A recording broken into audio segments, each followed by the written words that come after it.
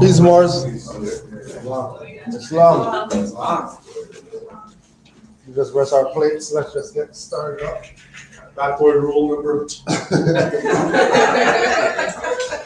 Never like to have a plate put down when it's unfit. That right now, I'm getting nervous.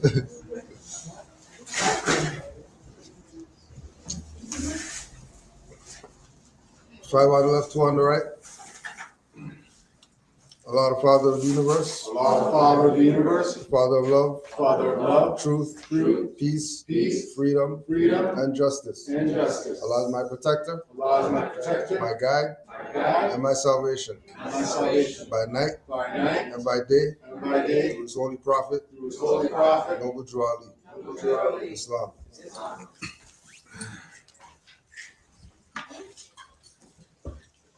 Prophet warns all governors ordered to read proclamation at each meeting. I hereby inform all members that they must end all radical agitating speeches while at work, in their homes, or on the streets. We are for peace and not destruction. Stop flashing your cards at Europeans. It causes confusion. Remember, your card is for your salvation. Failure to obey these orders will be of severe consequence. We are for love, truth, peace, freedom, and when these principles are violated, justice must then take its course. Any member or group of members who hold malicious feelings toward the temple or the prophet, or violate the divine covenant of the Moorish movement, will receive their reward from Allah for their unjust deeds. All true Moors will and must obey the law as laid down to them by their prophet. If they lose confidence in their prophet, they should turn in their card and button, cease wearing their turban and fez, and return to the state where I, the prophet, found you. This is a holy and divine movement founded by the prophet Noble Drew Ali. And if the prophet is not right, the temple is not right. The prophet, therefore, is sending out a divine plea to all Moorish Americans that they do their part in protecting their prophet and the temple. This is an everlasting movement founded by the prophet through the will of Allah to redeem his people from their sinful ways. Noble Drew Ali. Islam. To be proclaimed at every meeting. Islam. I am glad to know that I have a few faithful Moors among you all, and I desire for them to know the truth and the divine truth. There is a host of jealousy about me and the movement now by the same people of our side of the nation that claimed that it was only a joke and unreal. But now, since they have found out from the government officials and the nations of the earth that this is the only sole foundation that all Asiatics must depend upon for their earthly salvation as American citizens, they are working every scheme that they can to disqualify me so they may take charge of the situation. I have notified all these things to you long ago in the past. It is through the faithful Moors that attribute to the movement and uplifting funds. The ones that pay their divine respect to me and the movement will be remembered. That is why I am calling upon all faithful Moors to increase their faithfulness to me, your prophet, and your divine Moorish movement. I need finance and I need it badly. Never before have I needed finance so badly as I do at present, so I can shove aside the discord that is facing the nation. It all comes through jealousy because of my fame and nobility. The nations of the world will not recognize the movement without I, the prophet, being head. It has been proven by my works which I have performed in the past few years. Prophet Noble Drew Ali. Islam. To the members of the Moorish Science Temple of America, Islam. This is the instruction from your prophet Noble Drew Ali. Be faithful unto your forefathers' divine and national creed, that you would be blessed for your good deeds that you sow in the flesh. Allah is the one that judges the world, and his judgment is now on, but the weak can comprehend it not. The end of time is drawing near, so says Allah to his divine prophet, I, Noble Drew Ali. And that's why many hearts have been turned to stone. Many have eyes to see, but cannot see, ears to hear, but cannot hear, lest they would be confounded of their sins. These are trying hours now, dear Moors, and every evil spirit is moving, and they are trying every weak mind to overthrow and drag out the true foundation that has been laid, and to cause confusion in the minds of the ones that do believe. But if you have the true love of Allah and the spirit of your forefathers, you fear not what you hear or see, but will sacrifice the utmost of your very life to protect your movement and your profit. Watch your enemies, dear Moors. Your enemies are the ones that speak against your prophet and ridicule him to the very lowest, and the ones that speak against your divine and national principles of your temples. Act accordingly, and Allah would bless you for your good work. Peace, your divine prophet, Noble Drew Ali. Islam.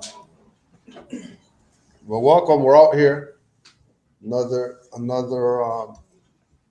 session on the road. We're looking at making Hamilton a spot for one of our in the park series that we usually do throughout Toronto. So we'll be there. We'll be here. Look for the email and all that stuff on that. We also want to give honors to Brother Sanka, because we know this is one of the spots that when he was alive, this was one of his spots that he was looking at to give to us, donate to us or whatever before he transitioned. So his son, who's running everything now with the business as far as the properties or whatever like that, let us use the space. So we know Sanka's in spirit, doing his best to assist however he can from that side of it, from the other realms. And also Brother Rennie for being one of the initial people out here that came into the information, and as he came out, then we were able to get out here a little bit more, and more individuals. Peace, more. And as we start going into different jurisdictions, this is the idea that there's a location, just like the satellite spot, just like the main hub. There's a small version everywhere else. Whether it's through Moors getting spot given to them, whether it's Moors, pooling their finances, getting a location, somebody hit the 649 or something, buy a spot, whatever it is. Us having something for ourselves to be able to do this type of work, get a space, have somewhere so that the doors could be open, so people could come and learn about nationality and the birthrights, and learn about this history of us being Moors, because we know that from us studying it, we know that it's something that's rarely talked about. It doesn't come up too much about who we are as far as the Moorish paradigm. So some of the things we're going to touch today, we have the Light and Truth book by Robert Benjamin Lewis, some excerpts out of that, and the Venus Blueprint, and using these to tie ourselves to the Moorish history, and going into some biblical reference in regard to that, as well as with the Venus Blueprint, just the idea of the Moors having the flag, the 5-point star being Venus, that being on our flag, Noble Drew Ali making reference to us with the crescent and star, and what else comes with that, just to show the vastness of where Noble Drew Ali was in presenting certain things to us. And of course, if as usual, if anything comes to mind, feel free to intervene and add your piece, or if you have any questions, feel free to put the questions up. So there's just a few pages here that we're gonna go through, and I'll just find Ishmael in there for me.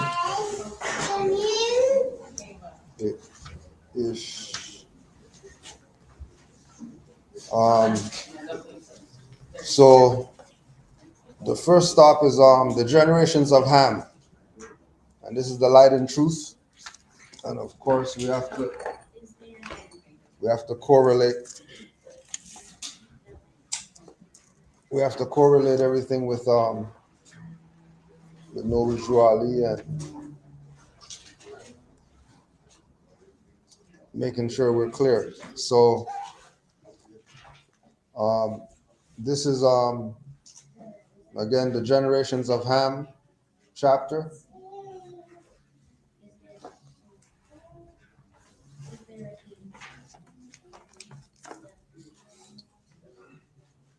Mizraim founded Egypt. The country was called Mester, and the inhabitants Mestrians. Phut possessed himself of Libya and gave the name of Fuites to its inhabitants. In the country of the Moors, there is a river of this name. Canaan, the fourth son of Ham, inhabited the land now called Judea. Following the customs of the times, named it from himself, Canaan. The sons of Cush were Seba, Havilah, Habta, Rama, Sabtega, and Nimrod. Sheba or Seba, there are several of this name. And then we go to the Quran. Egypt, the capital empire of the Dominion of Africa. The inhabitants of Africa are the descendants of the ancient Canaanites from the land of Canaan. Old man Cush and his family are the first inhabitants of Africa who came from the land of Canaan. His father Ham and his family were second. Then came the word Ethiopia, which means the demarcation line and the dominion of Amexem, the first and true divine name of Africa, the dividing of the land between the father and the son. The dominion of Cush, northeast and southeast Africa, and northwest and southwest was his father's dominion of Africa. In later years, many of their brethren from Asia and the Holy Lands joined them.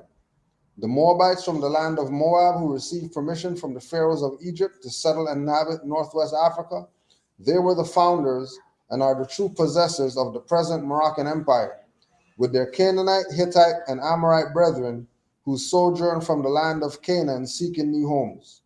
Their dominion and inhabitation extended from northeast and southwest Africa, across the great Atlantis, even unto the present North, South, and Central America, and also Mexico and Atlantis islands before the great earthquake which caused the great Atlantic Ocean. So with the when the religious ideals start bringing up all the different people in scriptures, one of the reference points for Moors is to know that um, we're coming from the line of those ancient people, and not only is it Garden of Eden in Africa, but it's Garden of Eden over here too. Not only there's Egypt over there, there's Egypt over here too. Not only there's Sumeria over there, Sumeria over here too. And it's a constant revelation that it's a world culture, that it's not, these different aspects of culture. Someone had sent me a video this morning about a Moroccan wedding, and they were making reference to how, I thought certain people say that, the Moroccans don't know about the Moors, but at the Moroccan wedding, everybody's fezzed up at the wedding, and so there's a connection to it from the world perspective, that they might take it and do whatever it is that they do with it, but it's still an acknowledgement of the existence of the culture, even with turbans, and seeing certain people with turbans, and they don't take their turban off at all for anybody. They don't care what it is. right? It would be looked at as that's their culture or whatever, but this is a universal custom amongst people who are in the realm of turban, right? Not everybody's going to go there as their headdress. And then there's people that go there and they talk about, the whole thing with the ancients returning, and so us adopting certain things. Like we came into consciousness and we adopt, dashikis and ankhs and certain things of the culture. But when you start talking about turbans, fezzes, the turban cloth being a certain length, fez being a certain height, having a tassel on it versus people with no tassel, having the 7-inch versus the 5 or the 4 or the 3 or the 9 or the pointed fez, right? There's a cultural aspect there that goes into other different cultures and makes this a more universal thing. So when we see um, Cush and Ham and Jesus and Ishmael and Joshua and all these different names, we have to look at it as it's all the same. It's just different viewpoints in order for us to see a picture. And to get the full picture is to do what Juali said, that have the divine first and then have the national, so that there's some type of order to you making this stuff make sense to you, right?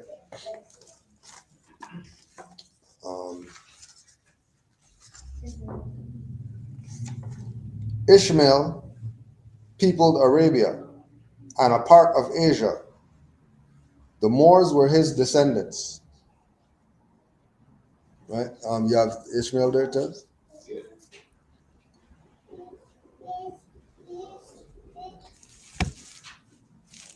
Ishmael,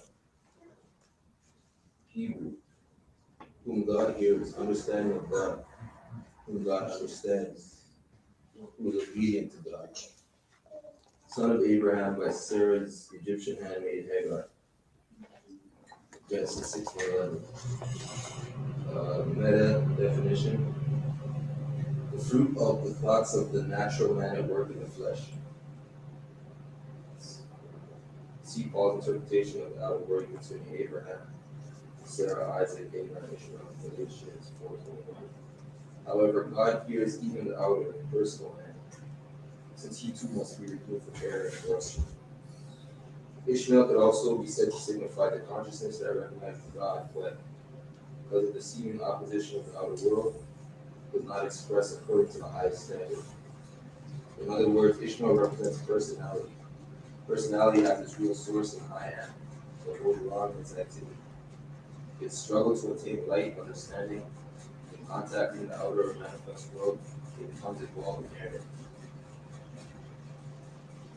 Right, and so that's from the Metaphysical Bible Dictionary, so that when we get all these scripture words, that we look for the divine meaning of it as well, so we can have the clear aspect of what it is. Right? It's not just it mentions people and then these are people walking around. It's also states of consciousness. It's also part of the being, the individual being. Everybody's Ishmael. Everybody's Yahshua. Everybody's all the different saints and the prophets and whatever. Everybody has that as aspects of them. You might have the eyes of whatever and the handshake of whoever else, because everything is a part of every part, right? And like the uh, Holy Quran talks about, every living thing is bound by a cord. So there's a connection that we have to not just each other, but also to our ancestors, our foremothers and forefathers.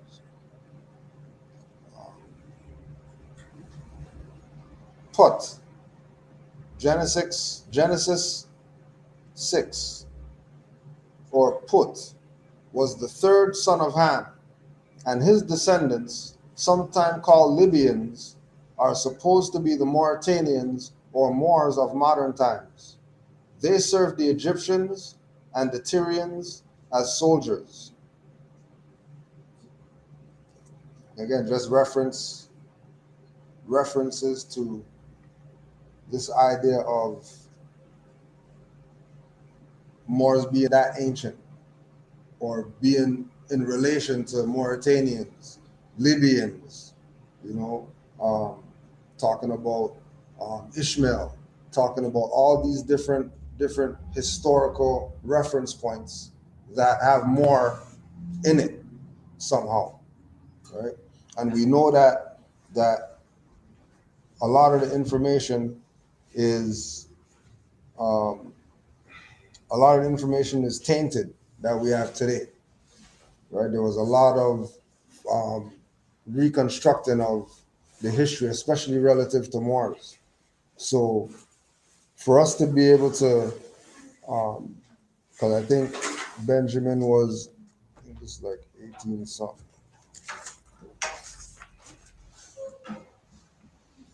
1844. So if he's finding all these references, right, with regard to the Moors since 1844, right, it shows why Drew Ali said that we're that, opposed to, saying that we're other things as far as our nationality.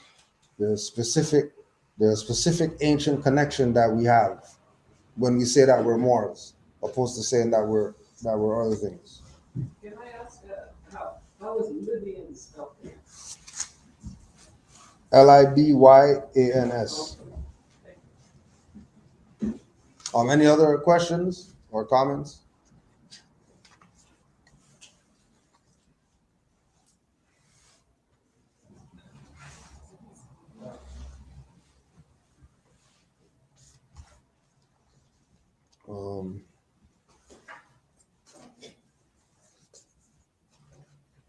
Colored Generals and Soldiers chapter.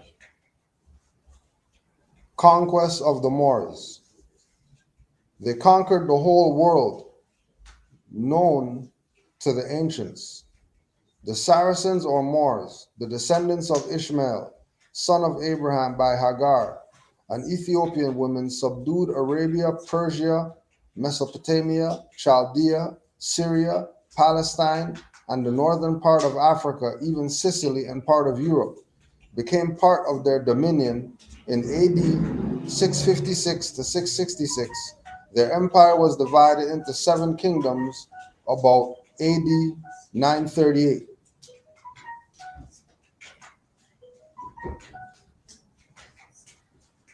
They conquered the whole world known to the ancients. The Saracens or Moors subdued Arabia, Persia, Mesopotamia, Chaldea, Syria, Palestine, and the northern part of Africa. So because of all that we got ourselves involved in, this is part of the reason why it's so hard today with them, with us dealing with other people. We were talking about how as we start raising our consciousness and start engaging people who are in the superior positions, that they turn on something in them to continue the colonization and to continue the stopping the Moors from getting back to where it is that we're supposed to be at. So we had and this is going back again to the thing with the conquering of the Moors, that we had some conversations with some indigenous groups, and their idea of who the true indigenous people are is them. That they're it, and unless you prove some genealogical whatever to say that you're indigenous, we're not going with you're indigenous. Right? Like this is the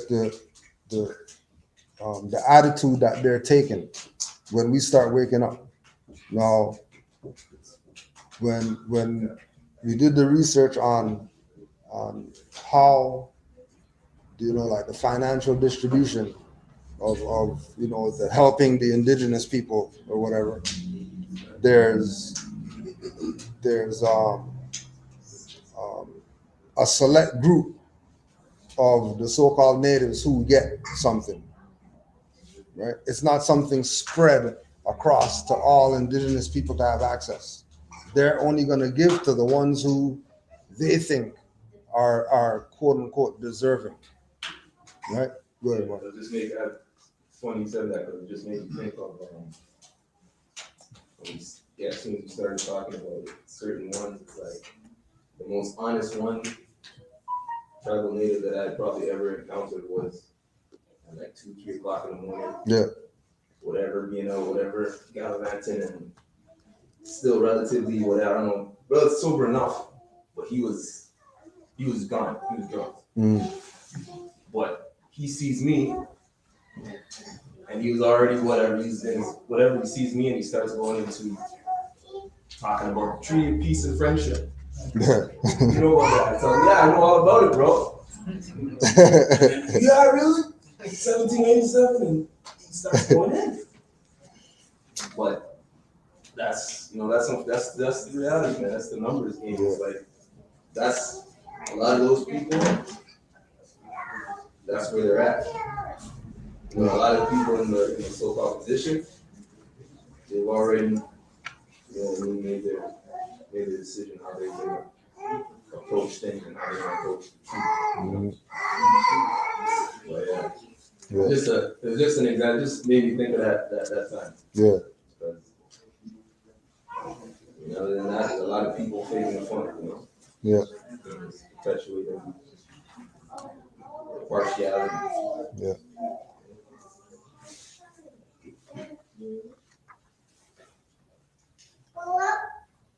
On that point, I had an interesting conversation with a friend of mine. She's actually in like the whole social service thing and stuff. Yeah. So I was talking to her, and she, like me, called me a gatekeeper for saying that we're the real Aboriginals. You know what I mean? And even in some of my studies, I'm finding out that they are playing the game like natives themselves, or so-called natives, are playing the game of the whole Canadian corporation thing. That's Canada not a true country, right? Yeah.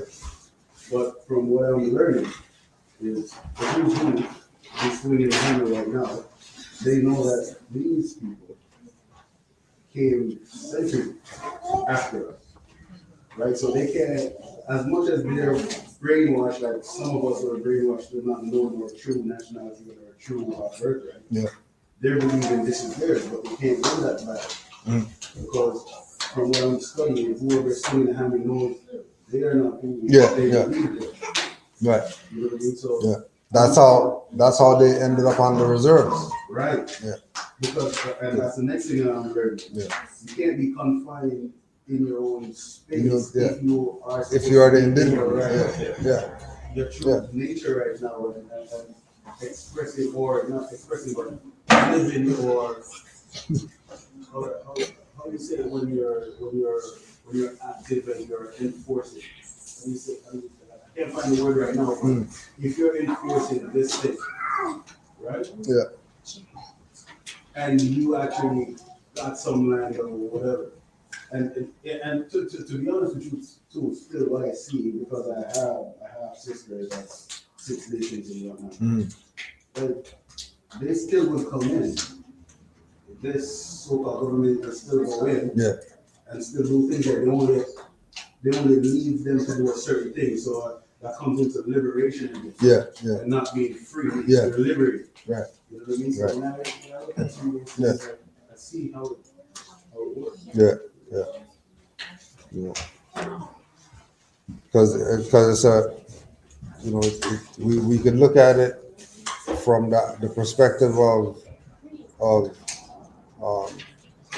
them being promoted as that, and people just going with it, or us being neglectful that we're not it. because of our lack of knowledge that we're the actual Right. natives, is why they're able to do whatever. Yeah, and that in that context or concept, it keeps us the true trustees, Right. the true creditors out of position. Out of creditor position. That's why we're always in debt. Right. Because not because racism, because we're the indigenous people, but we don't have the knowledge of it. You know, and it's about getting back to that place where we realize that we're the indigenous people, then we start handling our own affairs and not needing them. Right. And the point that I was making earlier is my own called me a gatekeeper. And I Yeah. wasn't even aggressive. We just discussed. Yeah. And the reason why I was called a gatekeeper is because like, she has masters and everything. Yeah. And I told her, I said, I understand your degrees and whatnot, but your conversation showed me what you haven't been privy to, like Yeah. the information that you're not privy to. Yeah. Right? She's trained. Yeah, she's trained. Yeah. Right. And like she just cut off the conversation. Yeah. You know. I just And then going back to the thing too of the thing with the gatekeepers or whatever, which is why all of them, they got their own school, right. and only their people are privy to certain things. It's not something everybody's gonna know as far as them and what they're doing, what their nation's gonna do, whatever. Certain things are closed door meeting with them. Whereas with us, we were talking about that earlier. With us, pastor guy has to show his jet and his mansion and his whatever, and then $80 billion whoever is coming out with Tor t-shirt and Crocs or something like that. You know what I mean? Saying and nobody would even know that that's the $80 million man right there, just walking around. The other funny thing is that you have this quip in a lot of your stuff when you say common sense made before. Yeah. I didn't say it to her. Yeah.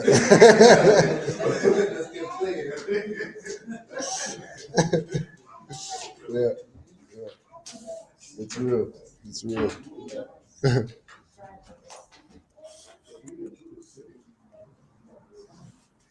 There was also in the chapter of the ancient Arabians, there was also a section in here on the word Negro, and then that goes into everything that we know why Juali told us we're not that. But there's another part here that has some interesting concepts again. You can look up this one too. Micah, Micah. Micah, the Morashite, a prophet of the Moors, prophesied in the days of Hezekiah, king of Judah, and spake to the people of Judah, the Moors, saying, Thus said the Lord of hosts, Zion shall be plowed like a field, and Jerusalem shall become heaps, a forest. Mazarath was built by the Moors in the desert of Paran and the land of Amalek, and was the ancient encampment of Israel in the days of Moses. In the Moorish war of Adel in Africa, some of the books of Moses were burnt. The appellation of Moor is given to those successors of Muhammad, pagans, Christians, and Jews, who extended their empire through North Africa, South Europe, and the islands of the Mediterranean. The Moors gained the highest reputation, both in arts and arms, of all the nations of the East. The mechanic and the fine arts, especially sculpture and painting, were in a very low state in Europe when the Moors turned their attention to them and cultivated them with great success. The Moors had founded in Africa the Empire of Morocco, which was governed by a viceroy named Muka. Muka sent his general Tarif into Spain, who in a single memorable engagement stripped the Gothic king Rodrigo of his life and crown and subdued the country in 713 AD. The kingdom of the Moors flourished in the south of Spain for the space of 2 centuries in full vigor. In AD 732, the Moors penetrated from Spain into France and defeated the Duke of Aquitaine. The siege of Constantinople by the Moors occurred AD 672. The Saracens continued masters of Jerusalem till the year 1099, when it was taken by the Crusades under the Godfrey of Bouillon. They founded a new kingdom of which Jerusalem was the capital, and which lasted 88 years under 9 kings. At last, this kingdom was utterly ruled by Saladin. The Moors, their dress is handsome, a sort of short shirt with wide sleeves, over which comes a cloth vest, fastened with small buttons and loops, embroidered richly with gold and silver. They wear linen drawers with broad silk scarves around their waists, in which they stick a large knife with a curiously ornamented handle. The word Negro is considered insulting. It is used as an epithet of contempt to the colored people. It has been long used by our common enemies in America. It is not only insulting, but very improper for anyone to make use of it. Our friends, the friends of Christ, would do well to consider this and never write or publish it again in the world. Let it be remembered that it is wicked for a Christian to swear as to call a disciple of Christ a Negro. Men of Africa were chosen by Christ our Lord to go and preach the everlasting gospel to every creature. See the sons of Africa who came to Antioch preaching the Lord Jesus. I am authorized by the word of God to say, whosoever makes use of the word Negro, applying it to us as a people, after the light and truth have been proclaimed, are neither friends to God nor man. I say unto you, and as much as he has done it unto one of the least of these, my brethren, you have done it for me. To call a person Negro in the East is expressive of the highest contempt. A dark-skinned Spaniard is proud of his descent from the African Moor, who first taught Europe the use of the Arab figures, etc.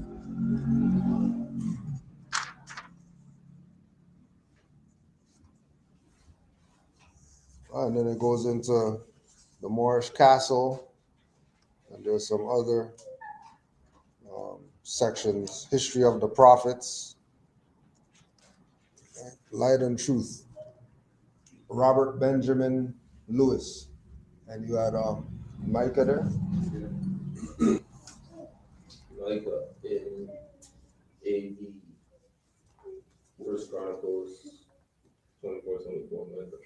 Hebrew, who is like unto Jehovah, who can assimilate Jah? A man of the hill country of Ephraim, who made a graven image, a molten image, an ephod, and a teraphim. He kept these in his house and had a Levite for his priest. This was in a time when there was no king in Israel, but every man did that which was right in his own eyes.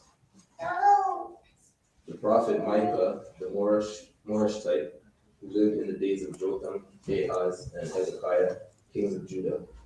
There were other men by his name. Meta definition.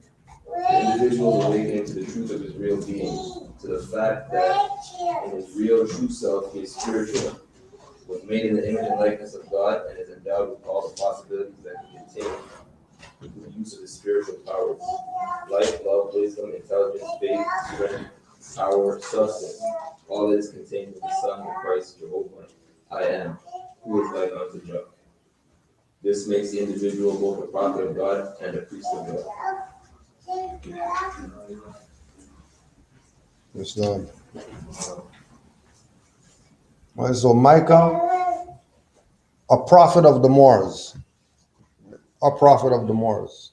So there has to be this line of people who came to these people who always seem to be the downtrodden people that need a prophet to come to them. over generations, the repetitive theme of our people getting to a stage, having everything, and then everything falling, and then now we got to start back again.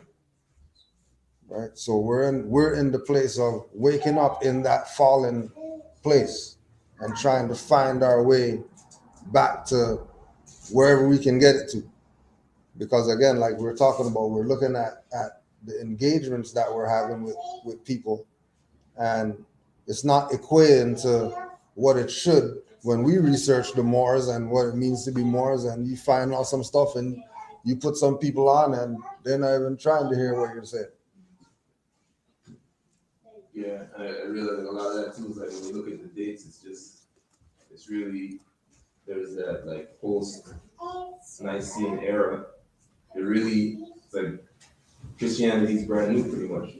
Mm-hmm. When this expansion happened, like we talk about 500, 600, because they only had the Nicene Council in like 300, 325 maybe.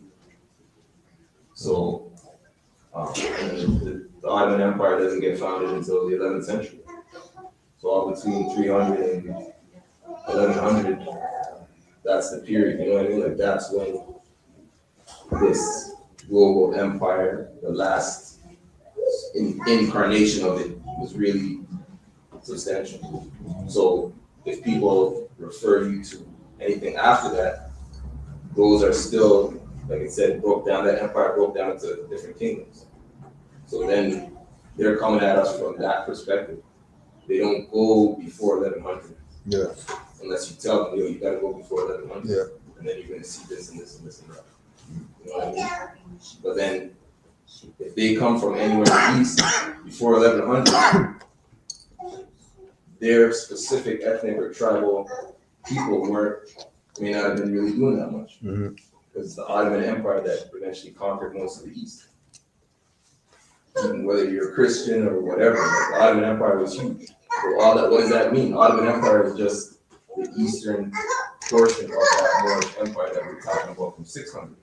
It's just in the 1200, you had a group of Turks who said, okay, yeah, let's revive that ourselves, for ourselves. You know, and you had Osman the First, and he became what he became, right? But that's the 11th century. 500 years after, you know what I mean? 500 years later. Yeah. So the first thing is always the time, you know. Otherwise, you can't identify anything without identifying the time. The timeline, yeah. You know? Yeah. Then you can identify where. You know, identifying where and you don't know the time, you'll be lost forever. Yeah. I think where there's an issue there, though, is that I think this is part of the sorcery that they've done. The timelines we're talking about are 500, right? But that's to their timeline. Yeah. That might be 5 million To our our timeline. timeline, yeah. So within a relationship, it's absolutely important to us. Where I think some of our stuff is lost is really what that affects to our timeline, Yeah. to our overall timeline, Yeah. right? Because the timeline that it's being put into is how it affects their timeline. Mm. It's 500 in their years, right? It's the year 2000 now. We're saying it's 1400 now. We realize we've been around for much longer than 1400. It might be 300,244 for us. That might be 318. Yeah. That might be 318,000 in terms of what our timeline is. Our prophets and our leaders will go back well beyond whatever their timeline is. Yeah. They're just trying to do it, referring it to give them power. Yeah. And that's the power Give of them that's the power of definition, Mm-hmm. which is what they've been having. Yeah. Defining us as Christians, Yeah. defining the Define us as timeline, Negro, define us as black, defining the language. Even defining the timeline. Even. That's what I mean. But then too is like the solution is the definition of the time. Like not even No, to absolutely. get too bogged down in it. No, Yeah. absolutely. Even in a simple view, like No, something that I just absolutely. recently was like in the Hindu timeline. Yeah. There are yugas. Right. And right now, like specifically right these 100 years, we're moving out of the Satya Yuga or Kali Yuga, Mhm. and we're moving into the more lighter Yuga. Right. So things are just gonna get better for human beings. Absolutely, absolutely. So, and that's a So whole then that's a whole different reference Different, of time. whereby it's like anything, like for me, anything I see on the news, if they're a head of state doing anything, it's going to be tempered. Like they're not, like whatever fear they're trying to instill in people that things are going to get out of hand is worse or gonna be whatever. temporary. Yeah. Even if they do, Yeah. like because we're moving into the higher yuga. Yeah. Moving into a time where there's Some stuff. yugas, those yugas get longer. So this yuga only lasted 1,000 years. This next yuga is going to last 2,500 years. Yeah. And it's going to be better. Than the last previous. one. Yeah. Yeah. Better standard of living for all human beings. It could be analogous to dawn coming about us. Yeah. Yeah. The darkness. The new This is dawn, now yeah. the dawn. Yeah. And that dawn's gonna last 2,500, and then daylight's gonna last 10,000. Yeah. And then afternoon's gonna last 50,000. Yeah. Right. So that just shows you that anybody on any kind of conflict mentality is going backwards. Yeah. Fair enough. But just the other day, I was reading an article that the Moors actually charted all of Antarctica before the last ice age. Yeah. So we're gonna time. Yeah. Just look at that alone. Like, how long did they say that? Right. Yeah. But remember that ice age that they put in there to me is, I think, another way of their changing the whole narrative, because they're trying to imply the ice age happened hundreds of thousands of years ago, when really certain people say that it only happened very recently. Yes, exactly. Yeah, it did. Pretty much it ended in the 1800s. So absolutely. When George Washington and those guys were crossing the Potomac River, it was frozen over. Absolutely. The horses, the cannons, everything was walking over the river. Yeah. Absolutely. It's a deep river. You swim in that river. You dive in that river. When that's frozen, there's an ice age. It's called the Maunder minimum. It's called. Like it might last 50 years or something like that. Mhm. But they come and they go. They didn't tell people that that's what it was in the 1700s. Right. Yeah. All kinds of craziness was going on. Craziness could only go on if you could bear being outside doing craziness. Yeah. Yeah. Other than that. I understand that quickly, but what I was saying with that is, if they want to shoot themselves in the foot and say this ice age was hundreds of thousands of years ago, Yeah. and they actually have maps That that. Yeah. that we charted this place, then it would have been before whatever ice age, wherever they want to put it. Yeah. We were before that. Yeah. So hence, it doesn't matter if it's in a misleading context or a real context. We're still before it. Mhm. We're still before it. Right. But it's mostly certain people, because most Asiatic people know. Exactly. Because that's the only way they can talk about having an ancient history. And they know it. You know what I mean? Some people love the last 500 years of history. And that's all that ever existed. Whereas if you go to the different Asiatic people outside, outside of North America, they talk about things that are 10,000 years old in their country without a question, without a doubt. Yeah. So that's 10,000 years old. Yeah. And it's like, regardless of what they feel, most people are just being honest about that guy on the wall has an afro and a beard like mine. They know they're not, you know what I mean? But they don't care because It's normal. It's normal. it's normal. It is what it is. Yeah. And you coming back is like one of those great kings coming back. Yeah. But if you don't conduct yourself that way, then it's messed up. 'Cause it's like they only see The that. expectations. Yeah. The expectations. They don't, you know what I mean? Like whatever bloodlines they're not, you know what I mean?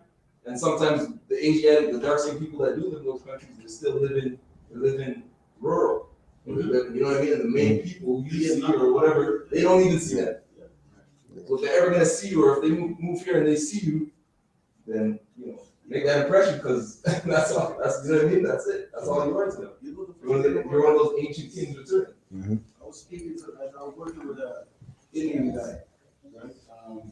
About 8 years ago. And some other guy came up to him and started speaking Punjab to him. And he was looking at this guy switched from Punjab to Indian. I don't speak that language. Like, I'm the original guy from India, I don't speak that language. Yeah. It doesn't look and start dealing with him like that, and I'm like, you know what I mean? But he's a Christian now.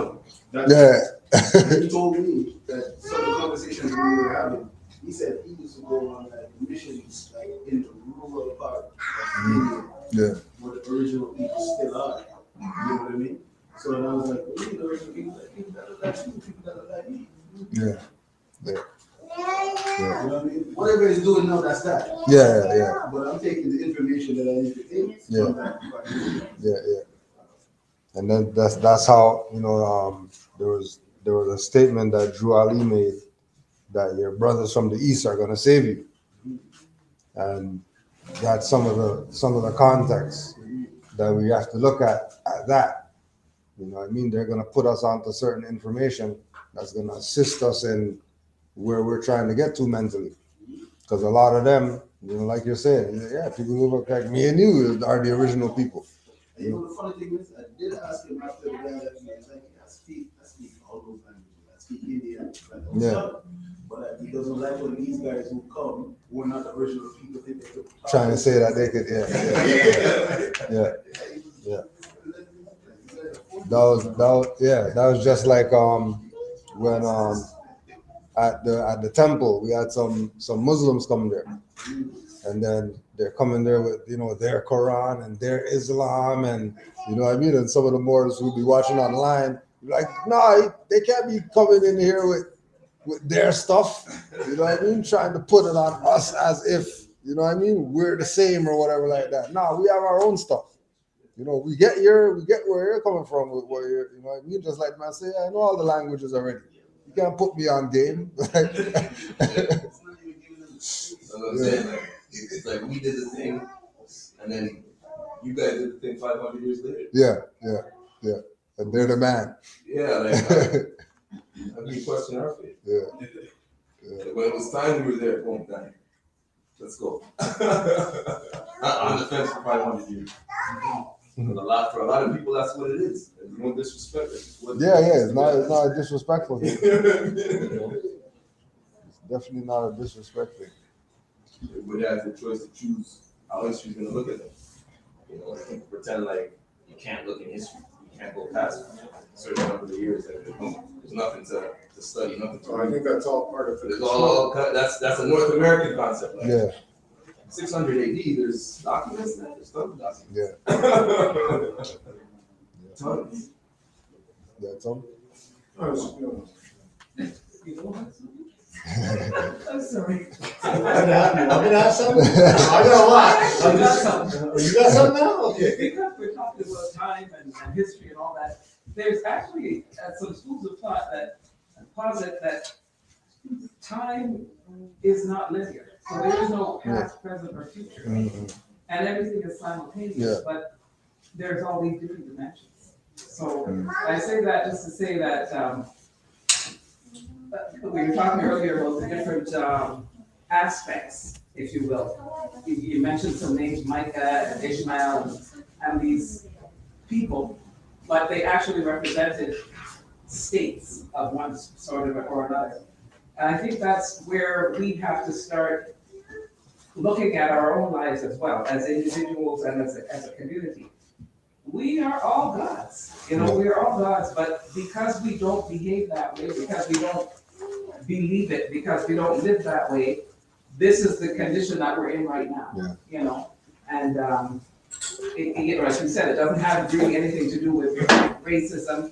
It doesn't have anything to do with all of these mundane things that we think it has to do with. It has to do with who are we? Who are we?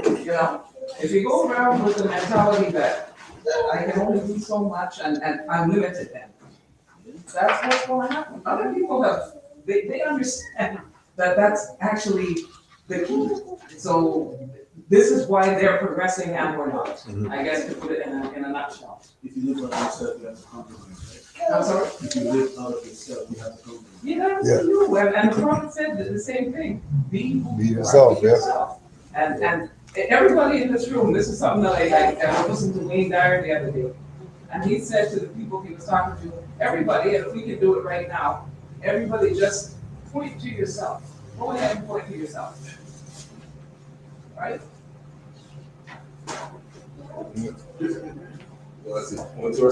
Yeah, so where did you point this out? Yeah. I mean, if you had to point to yourself within this context, where would you point? Right.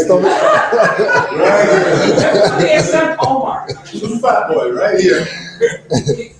And that's closest to your heart, you know, and we have this, what's the word I'm looking for? Opinion of ourselves, that I'm a farmer, I'm a teacher, I'm this, I'm that, I'm a third. No, you're not. You aren't any of those things, you know, but we don't really believe, and it doesn't matter where you look, and I'm no scholar, I'm no theologian, but I know that there are parts in the Bible and in some of the other writings, I believe in the Bhagavad Gita and some of the others as well. And from a Buddhist perspective, it's saying the same thing, except they don't deal with the deity, but they do deal with your higher and lower self. And you know, we don't. There's something inside of us that limits who we are, as far as, and it's not our upbringing, you know, and all these stuff that's been fed, you know, you came from slaves and you like sardines and blah, blah, blah. So we have this really low opinion of ourselves. But in fact, we're supposed to know who we are. And when you know who you are, and even when you read the mention at church, they talk about the same thing. You know what I mean? Who are you? You know? Which aspect of creator are you emulating? Are you living that right now? And we don't have that. Other people have something close to it, or they have it, but we have this really low opinion of who we are. And until we are able to conquer that, things ain't gonna change. I think it's also due to the images that's being feeded to us. Of course. As children, and showing them programs and looking at things, a lot of times in Egyptians, so-called Egyptians, they're Europeans. Anything that they're feeding to us is not our true history, it's not our true identity. It's coming on base or conditioned to think that we were nothing, and we contributed nothing on the land that we were on. So I feel like once we start putting this information into our children's minds, it's like I have to give them books and make the pictures so that they can see them themselves or actually try to find it. But if you just live in this world as it is, you think that you are nothing, which will continue to allow us to think that we did nothing, which helps our self-esteem of ourselves individually stay low, and as a group, stay low as well. Yes. Yeah, so we just have to actively, that's why it's very important that, like, you know, we create literature. That's why we need to put these things out so that we have something, because they're not gonna give it to us. No, The information is so you have to put it out, it's Funny enough that you guys say that. In Christianity, I grew up in the church, was there 7 days a week. Literally, I'm not even joking. That's not a figure. We grew up in the church 7 days a week. So on Saturday we're cleaning. Right. I've always had a question, but that's one other conversation. But in the context here, right? If you look at yourself as God, that's blasphemy. Thank you. Exactly. Whether it's Christianity, whether it's Islam. Judaism, whatever, it's blasphemy. Yeah. So that's the first level of keeping yourself low. You're always in your lower self, right? Funny enough, I was listening to, I was watching some video with Kirk Franklin just last night. And he said, Kirk Franklin said, as Christians, they need to keep themselves low. Because a lot of times when Christians go up and they bring themselves to this holier than thou place in church, when they fall, it's so painful because they never keep themselves low. So they always keep themselves in need of God. So because God is the ultimate provider and so on. So he keeps himself in need of God, so he will always keep himself low. And I was just looking at the whole thing, but I'm like, well, you are God. Yeah. So if you don't attain your God level, I shouldn't say attain, but bring yourself back to your God level, then you're always going to be in a world of hurt. You know what I mean? Yeah, it's super self-sabotage. Like, how can you ever elevate to your proper place if you can't even grasp that concept? Because when I look at it, and when the very guy that they follow, Yeshua, when he said, doesn't your scripture say that you're of God? You know what I mean? When he said that, like, how can you have an issue if you're with that? And the Quran says the same thing. The very person you're supposed to follow didn't say, I'm saying. He said, doesn't your scripture say? You You know what I mean? And if your scripture so say, then it cannot be false. Yeah. So when I look at all of that, and all of that, man, I just look at the whole club. I See if God's call in church a club. See if God's in it. Well, our pastor gotta get paid. I'm waiting for to put the money in that collection box. Exactly. If you know your God, then maybe the money will stop flowing. Yeah. Just say it. Definitely stop flowing. Yeah. You know what I mean? Yeah. They call out the member if your own tithes. Oh, please. Yeah. You know? Yeah. I'm serious. Yeah.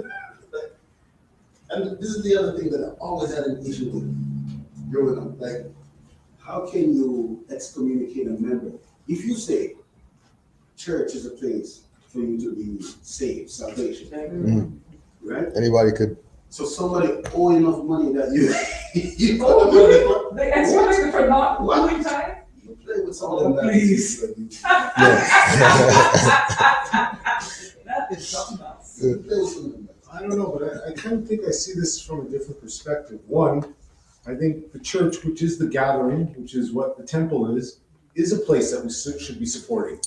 And even within our handbook, we're supposed to be keeping up with our contributions to the church. Yeah. So The truth, yes, yeah, the truth. well, is- so whatever it is, they're just emulating that. And you can't fault them for doing, because that's what really should be happening sort of within these dynamics here. But hold on, there's a difference. Yes. We are not funded, we don't get any type of tax, we don't get, hold on, let me finish. They got the money coming in. Some of them churches are richer than Mike's, okay? So, for them to if someone is sinning in not paying their tithes, then that's no reason, you know, you're supposed to, like the brother said, this is a place of salvation. Then if your thing is, you should try to pay your dues and so on, then you communicate with that person, not excommunicate, you know? Yeah. Some of these rules. Okay, so as I said, I was gonna be getting to that point. Part of what I see this is, when we say we're gods, even in our chapter 36 religion, even as gods, we're supposed to still venerate the God above us, Allah, which is all of us, the creator. So we are still beholden to the father or the mother, even as gods. We are junior gods. We're not on the level of the creator. Yeah. So, but ultimately, we're here in the flesh to do certain things. So these are the things that I say in the mundane we're supposed to do that we're not doing. In the flesh, we're supposed to be working hard for our community. Yeah. But we're not supposed to be off in a kind of what I would say in our own, because that's where I see, because remember this, in my mind, the European is being God. European is being God. Mhm. Right? But we're mad at the European for being God and doing what a God would do, which is to control his stuff. That's what he's doing.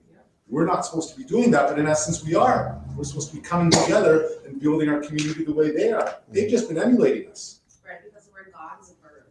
It's an action, it's something that you do. Absolutely.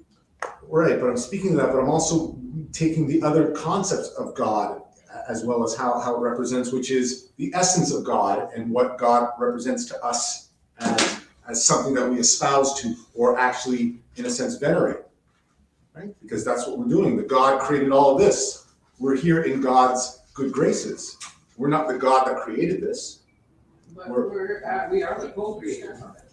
I would say that we are going back to that, but the experience of going back to that is this. It's the physical. We are God in the spirit, but right now we're in the flesh. And we're having to do the fleshly things that will get us back there. That's why we're here on this plane until we then move to the soul plane. And unnumbered foes will face us on the soul plane. That's not on the physical plane, that's on the soul plane. And then once we finish all the soul plane, then we will be one with Allah, the spirit, the holy breath, the next level. So to me, that's where they've still been messing with that. But it's not wrong from my concept of how, to me, I think in the flesh, they also talk about the wilderness.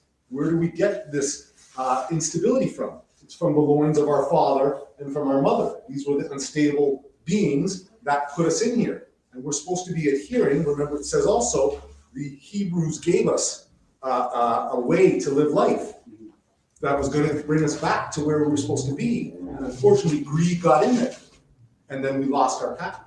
But really, it's about a strict path. And that's where I feel, unfortunately for us, it's about the conditioning. that we have to be conditioned. We have to be gotten up at 7 in the morning. We got to do that's where I see some of the ropes and the rituals are important. The prayer of the 5 times a day is putting God in your mind 5 times a day. It really shouldn't be that, but we should better be having our God in our minds. Like that. Anyways, Islam. Yeah, to follow up on what you're saying, it is a process. Like We're not perfected. yeah, like obviously you're not all knowing. You know, if I ask you a question, Right. and you know, But the flesh itself is the manifestation of the not of the in a sense Of of the- the incompleteness. yeah, and that's the reason why CMA brought zodiac concepts. Absolutely. It's also the reason why, if you look at the whole Islamic art, the shield that Osman had, the founder. Absolutely. Those are allegories. It's not just allegory. The zodiac is on his shield. Absolutely. The 12 signs are on his shield. That's why it says again. Muslim who tells you they don't deal with zodiac, they just walk away. It's right there on the shield. All the 12 signs in their order. It's not like a random where you have to guess something. No. You can see Capricorn. Absolutely. Aquarius. Those with eyes to see will see. We'll see. Go into this, right? Go into the Bible. Question. 12 tribes, zodiac, right? Why? To study yourself. Absolutely. Because how are you going to study this particular individual when you can't see Start yourself? knowing, Absolutely.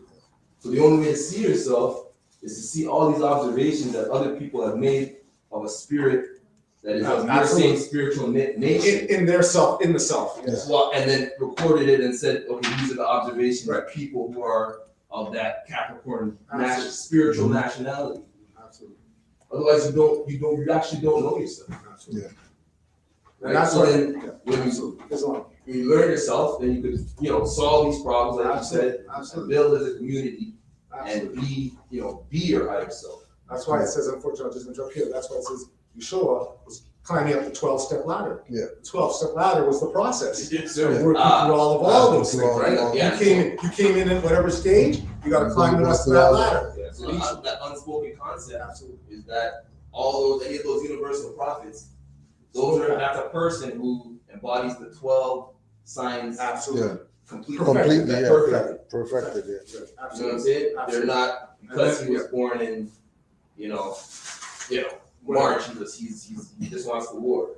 Yeah. He's a prophet. Like, he can't. He has to do what has to be done when it has to be done. Absolutely. His feelings aside. Absolutely. So of course he has to master all 12. Absolutely. Right. And then the concept is like Yeshua said. He said, "What I have done, all men will do. The things I have done, you will do." Absolutely. Greater things, Just yeah. realize, it's a process. But then he When went I on study myself and go through it and then improve myself, then you can become like that or beyond that. Absolutely.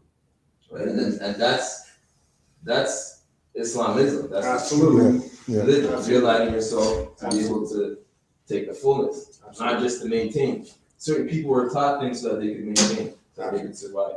Absolutely. You know what I mean? It's not wrong. It's just, oh shoot, you guys are messed up. You need to stop doing that. Instead of this, you need to do this. Yeah. Because you live here, you shouldn't do this. Absolutely. Absolutely. But what is it to be a human spirit? Not just a body, Absolutely. not just a community, but any human spirit living in the flesh. It's about those 12 signs, because you come in through one of those gates, and before you come, you're not this complexion, this texture of hair, this eye color, this height, this that. Yeah. You're the first and most Different being. thing you are is that Capricorn spirit, Absolutely. or that Gemini spirit, or that Virgo spirit. That's That the closest frequency, thing that we can know that we are. Beyond that, it's just guessing. Yeah. You just guess. But then it's the process of going around the sun, which is the daily sun, and the yearly sun, which is supposed to bring us into those different phases, which I think bring us, and that's where it comes in: earth, wind, air, whatever, the different seasons. All of those things in our experience through this vessel are what we then are able to, and our life reflects that, and that's when we overcome those obstacles, which then make us the perfected man that Jesus was. And then there's no death, and those that were dead will live, and those that will live will never die. That's to speak of the fact that once you come into the knowledge, you're back alive again. And because we're dead. Go ahead. The truth is, like you said, earth, air, water, fire, those are the elements. So elementary school that's what you're supposed to be taught. Absolutely. Right? So it's like you learn the elements, there's 4 elements, and then there's 3 signs per element. Absolutely. Learning the elements can be a complex thing, especially when you get into it, you're talking about situations that adults deal with. That's right. They don't. It's not. They're not even there yet to need it. You still got Once you become a teenager and an adult, then you start realizing, oh, I need to know myself. Like somewhere along the way, I lost myself. Yeah. So how do I find myself? And then going back to looking the all over the place when it's in that in the start. going back to the timeline. Studies of the universe. Yeah. Mhm. Exactly. And then with the timeline thing that we are talking about earlier, that in certain cultures they're using the moon for astrology. So if they're going with the lunar, then that's a whole nother aspect of self that you need to check.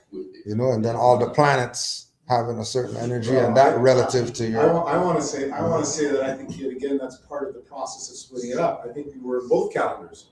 We should have been in both. Yeah. The moon and the sun. Yeah. Because really that was the 13 and the 12. Yeah. Which was part of the process that we should have learned too. What they've done is got us divided in the sun sign over here, And then the moon over here. and then the Asiatics or the Asians are over there for connotative are doing the moon. Yeah. And we're separated when it really should have been Should have both. been both of them. And really, unfortunately, because I watched this too, they're always associating the moon with death, the full moon, evil, this. A lot of these shows, if you keep your eyes open now, whenever there's a death, they'll flash a full moon. This is what they're doing, is to connect you with death, when really the full moon is life. Yeah. Right? That's the fruition of the new moon coming to the full moon. Right? And that being you in your fullness. But what they've done is they flipped the script. That you now think when the moon's there, you're off to do wilding and all this stuff. When really that's when it's supposed to cycle a woman's energies into having her cycle, which then puts her into the God gate of bringing in life. Yeah. Right? Like in the spirit of the womb, of the egg, right? Of the thought, not the being. Islam. Any other questions, comments? But the comment I was going to make was that one of the things I've struggled with through and through with this is that, at least for me, it feels being in here, the time that I have, that we keep sort of having to go over convincing ourselves of this God quality. Why is it that we're not able to manifest this God quality into the things that need to be done that everyone else seems to be manifesting? And that to me is where I'm trying to keep getting us to focus towards, because the literature is always there. The ones with eyes to see even know Christianity, all that stuff is our stuff. Once you take the filter off, you realize they're talking about us. But it's almost like we're still in this phase. Look, you see, it says more's here. Look, more's. No, what are we doing? How are we manifesting that God energy into the manifestation of what this should be? Because they said that, again, it says, a beggar nation can never attain its highest level of spirituality. What is the spirit? Is God. So it's obviously to us, we should be having something, we should not be begging. I don't consider the begging being the finance part, but I think maybe the begging is the spiritual part. We're actually begging spiritually. Anyways, and that may be something sort of off on the edge, but how is it that we are going to manifest that so that we can attain these levels? Manifest the quality of life that everyone else has. That people. As I said, anyone been to the Masonic Temple? I go there. I was just there a month ago. I think to myself, this is our building. And then anyways, I don't know. I think part of that is the thing of us playing catch up all the time. Like we're. But sorry, that's what I was getting at. I think that we're still. Thank you for bringing that up. Sorry to interrupt. Here's what I think. I think we're still in the motion of playing catch up when we've caught up. Yeah. We're caught up. Yeah. Like we're caught up now. We don't need any more catching up. Why is it that we can't manifest the things that every other nation seems to manifest just like that? We manifest Nike every day. Yeah. We manifest every other Porsche every day. But every other nation doesn't have the splintering of itself like we have. Every other nation doesn't have but we were a talking group about of that their. earlier about people hiring their own within them. My empress works in the hospital. The Filipinos hate each other. Whenever there's a job posting, they're calling one of their friends they hate. That friend is still getting listen, they hate that person and they're getting that person a job. And you're talking about splintering. That's splintering. But they got themselves the job. With our people, they'll undermine you. So you don't get the job. I'm saying that they don't. Well, yeah, they'll undermine. That's what I'm saying about the splintering. But you know what I witnessed? This just as No, yeah, That's what you're saying, but to add on is just, I witnessed that with somebody I knew, but it was, we were both younger at the time, so we were definitely young, but it was the, the mother. Yeah. So, you have to get so-and-so the job. absolutely. Oh, I hate her. Well, I don't, yeah, who cares? But Give her the you job. see, that's what I'm talking about. In our culture, well, oh, I hate that person. I'm gonna undermine it. In their culture, I hate that person. Get But- the job. Yeah, But yeah. a couple But of- that's yeah. that's The other nationhood part though. is that That's the nationhood. Filipino might hate each other, but still get the job, and they have a nationality. Yeah. Well, one quick thing is that,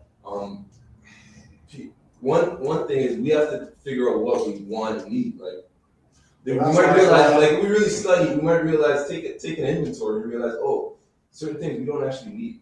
Certain Yeah. things we don't actually want. We thought we want, we don't want, or we thought we need it, we already have it. So that's the first step isn't to get things, the first step isn't even to plan or prepare, the first step is to take inventory. Well, so thank you. This is what I tried as an experiment a couple weeks ago, where I said, if we had everything we wanted, what would those things be? People were all over the place. They didn't even know. I mean, Rennie was like, But that's what it's gonna be. Huh? I can't remember what you said. You're like, well, what I'd like is everyone to some weird stuff. Okay, you got it all. What do you want? Well, okay, so hold on. This is a trick question, isn't it? Give it all away at the church. No, Rennie. What do you do when we have the money? Sorry, you know what I mean? Go ahead. Well, yeah, and so that's the thing too is, like if it was to happen suddenly, like how would you govern those resources? Well, absolutely. Who do you have in place? That's what I'm saying. We have. So again, I think the answer again is the zodiac. Like the zodiac rules your inner person, right? Yeah.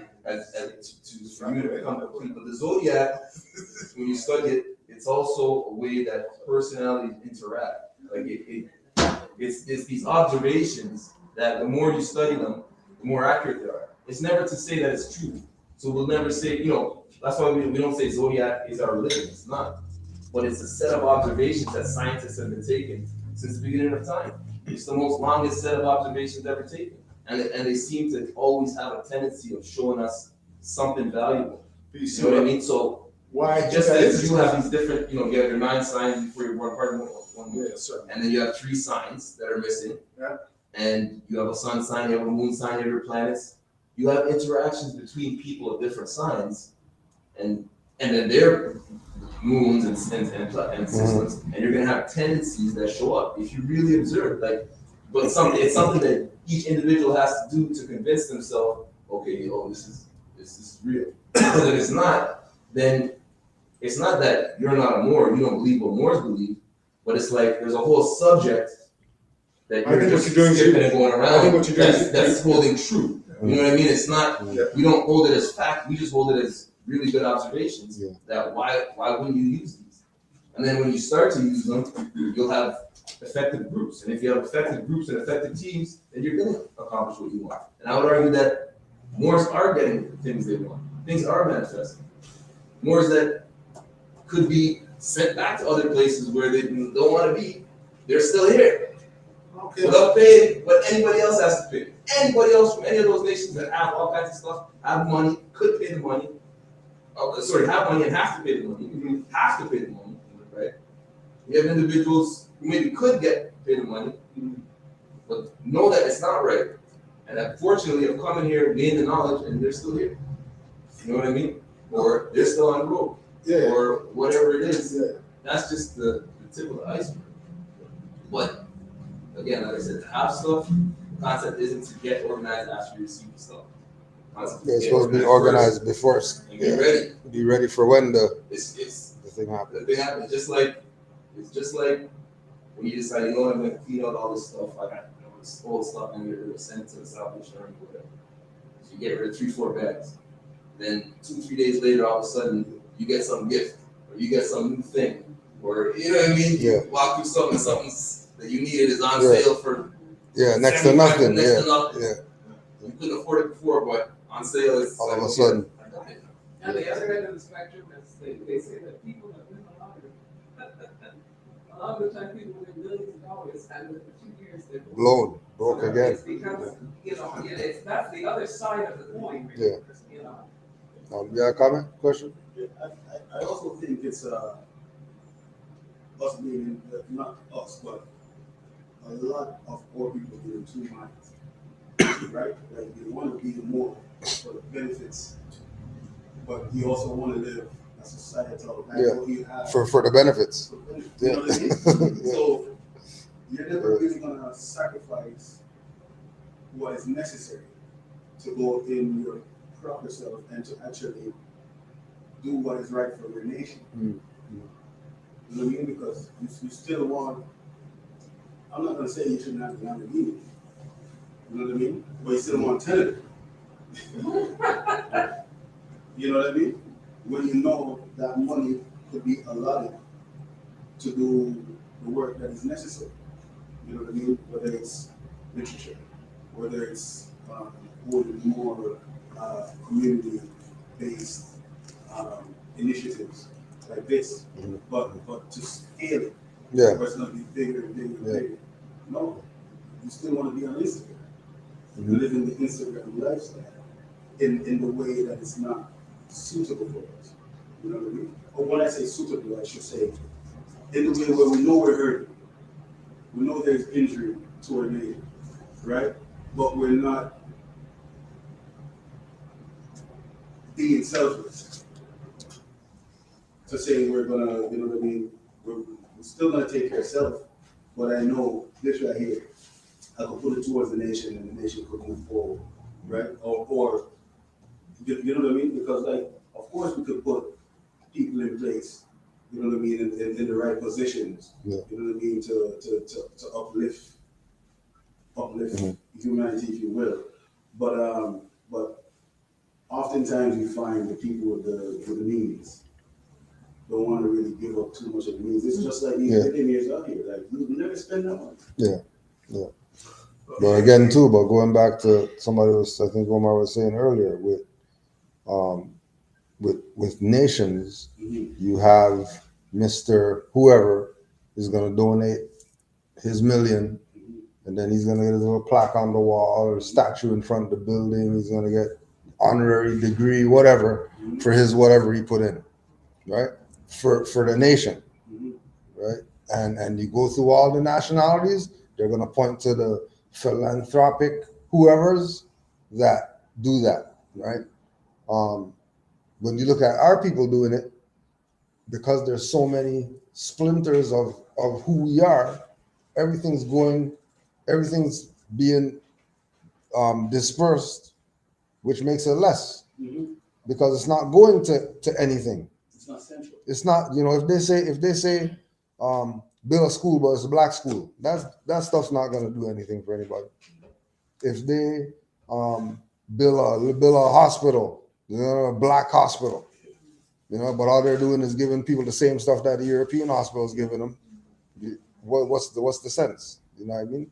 Or So they just want them to have a plan to multiply that or whatever. So in 10 years, that one there's run down to nothing, and he still can't serve whatever, and we learned that with when they were doing this thing of giving grant money to a lot of different quote unquote black groups out here in like the 2000s. They just had finance to give, and anybody who said, "Could I get some finance?" they gave them something, knowing that this stuff is not 5 years. This stuff's going to be done, but they can't say that we never gave them anything. You know what I mean? And again, going back to the thing with every other nation, they don't have a bunch of them calling themselves from that island over there, then another set of them calling them from that island over there, then another set of them calling themselves continent, and another set of calling them adjectives, and another set of them calling them whatever. Even though they don't like each other, all of them know they're one nation. Even though they got beef and they're gonna whatever, they know that, you know what? Nation comes first. If it gets down to the get down, it's nationality first.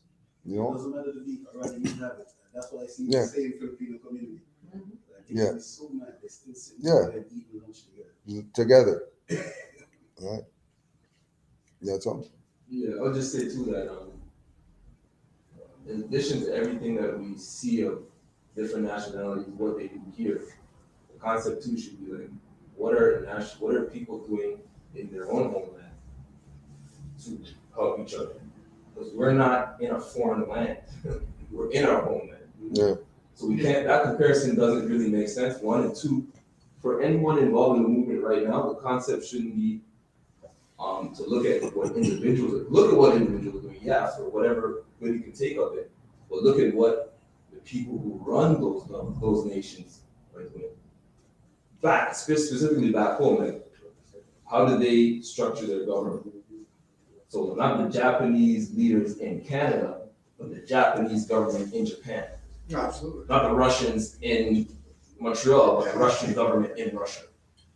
Because if we're not prepared for that, then we're not prepared yet. And that's just a matter of time. It's not a problem. It's just like, that's just, if you're in this now, that's should be where your head's at. You know, and so in that, from that sense too, it's like you have to be prepared for disappointment. Being looking at being disappointed in your people to whatever degree, only because you're here now. Yeah. Like, most of these people still don't even know. Like they're not even aware of their nationality. Yeah. So some you just have to let them go because you can't let them represent this thing. Let them become whatever they want to become. You know? It's just like anybody living here ultimately is going to become American. Like the concept, there's a false concept that people are bringing their nationalities here and they're going to rebuild them here. The Europeans failed. New France, New Spain, New England, New Hampshire, New Germany, New Jersey. Yeah, there might be little strongholds, whatever, but it's not this. There's an energy to this part of the land, this part of the world. It's not going to happen. Right? If you're here, you're going to become us. Fair enough. We've been what we were. You know what I mean? Go back to Ogilvy, 1600s, looking just like certain people. You know, go back before that, BC times, sketchings on the wall, same thing. Nothing's changed. Things might change on that side of the world, but in between two oceans here, like it's not. It's a real concerted effort just to get here if you're not here. Yeah. You know what I mean? Yeah. So a lot of people are stuck in a profit mentality. But the concept should be a civilization mentality. Mm. But the prophet told us that things are going to change. Certain people are going to want to leave, and you can already see, like, we talked about it before. The dollar's up. The dollar's not up. The dollar can't possibly be up. But they're saying it. Yeah. You know, I know people. 3 or 5 years ago, they wouldn't have even considered moving anywhere. They're moving to the States, of all places. Of all places, yeah. I used to tell them conversations, in the States, there's a real constitution. There's certain things that are different there. We went to the States, we visited Moors and whatever. Oh yeah. The States evil, they're evil. Yeah, Illuminati and all that. Yeah, but the root, the origins, the laws, the constitution, those same people today, they're moving to the States, to the evil States. Yeah. So. And all that too is because of them not really. It's like the people who say they're gonna move to the continent, and they're gonna move to, these different places that, there's people I know move to the continent. They're in mansion now, 5-room house with the driveway going up the thing and all that stuff because it's affordable there. You know what I mean? But that's their personal move.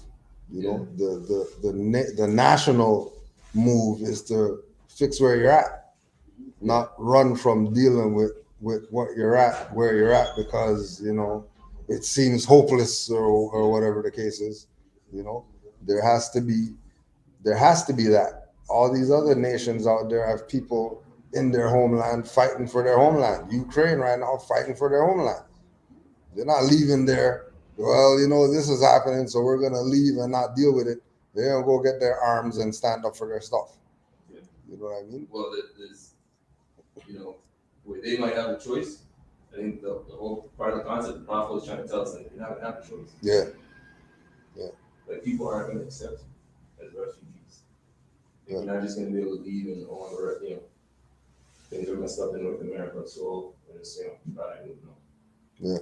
Like maybe it's not to say you couldn't, but the concept is like, you know, for most people that's not gonna be a happy choice. Like it's not, their life isn't gonna be. Yeah. If we're ever gonna lose Like if ground. you really understood the concept that there's two planets, and right now we're on the planet of peace. You know, people don't want to hear that if they're not from here. If you're from somewhere else, you don't want to hear that. But it's the truth. Like history shows it. History shows it plainly. That's something humanity has to wake up to quick, fast. Because if it's not broken, don't fix it. You know, and if this spring is shooting fresh water and then there's dirty water coming out of that spring, why you keep going to the dirty spring expecting the fresh water to come? Mm. The fresh water keeps coming from this spring over here. You know, people take a little sip over here and say, "Oh no, that sip tasted good." Water's brown. Leave it alone. You know, That ain't it. but it's not a competition. It's just polarity. It's just energies. You know what I mean? And those are the basic principles of the universe. For people that want to apply it to the planet. There's two planets, you know. The waters don't mix. The Pacific Ocean, Atlantic Ocean, they just go like that. You can see, You literally see the you separation. see the separation. You know what I mean? They say the moon is a piece of an old planet that crashed into the Earth. Okay? There's two planets in synchronous orbit. And you have a choice. You want to live in peace or you want to live where it's not secure. You know what I mean? There's benefits there too. It's pros and cons. But people, it's easy to dodge the simple realities because we have a complex brain, so we want to think about complex. Simple truth. When you got, going back to what we were talking about on the ride up here about why Drew Ali had the book small. The books had the book small. Quran is a small book, 101 questionnaire. You know, it's you know, articles, newspaper. It's not some, you know, dictionary looking stuff. It's simple, but the more you go over it, the more you read it, the more you delve into it, you find out how big it actually is. You know, and it's really not that shallow. You just need to get the surface, you know, mastered. You get the surface mastered, everything else is going to be easy. Yeah. And then again, the context, because how many you know nations that you know pre-Columbian nations had reading and writing? There were a few. The concept wasn't, "Oh, we need to write this down and read that." I'm going to tell you, you're going to remember it. If you can't remember it, let's slap you over the side of the head. What's wrong with you? You know, that's what we give a break for. Remember it, right? You have to go over it over and say it over and remember it, right? So you can pass it on. You don't need to write it down because once you write it down, writ is law. Now you're putting laws out into the universe, and you're just still living this life trying to figure, you know what I mean, trying to become God, and you're putting things, right? Why Moors even have certain and do certain things is because we convince certain people to put things down. Now they're bonded. And we look at them and think they're free. They're not free. They're not free. We're the free ones. You know? This is like freedom isn't free. You know, people suffered for it. Yeah. When the Europeans came, millions of people died off because their immune system couldn't do it. It wasn't right or wrong, good or bad. That's just what it is. Yeah. You know what I mean? And for all those peaceful years of peace that they lived, you know, life still has to give you balance. So we went through some serious stuff. We went through the Inquisition after being glorious rulers of Europe. You know what I mean? Certain individuals went through being captured after living in Africa free whatever. Yeah. Right? So those are all just the different, you know, karmas. Now we can observe and realize, oh, okay, now I need to get back to balance. Right? And again, you know, studying self. Yeah, that's I think it's very important for us also as a people to study astrology, to know the cycles, to get in the moon ray or in the sunrise and to know, if the crescent moon is a full moon, Because even when we look at like the word Holy Bible and etymology, the Holy is Helios' son, it's an astrological book. Yeah. You know, so they're also using our sciences, using our astrology. Every Christmas, every Easter, every one of their holidays, we're feeding their corporation, we're giving their corporation energy, commissary notes. So we need to also use our own sciences to also lift us up as people as well. Wow.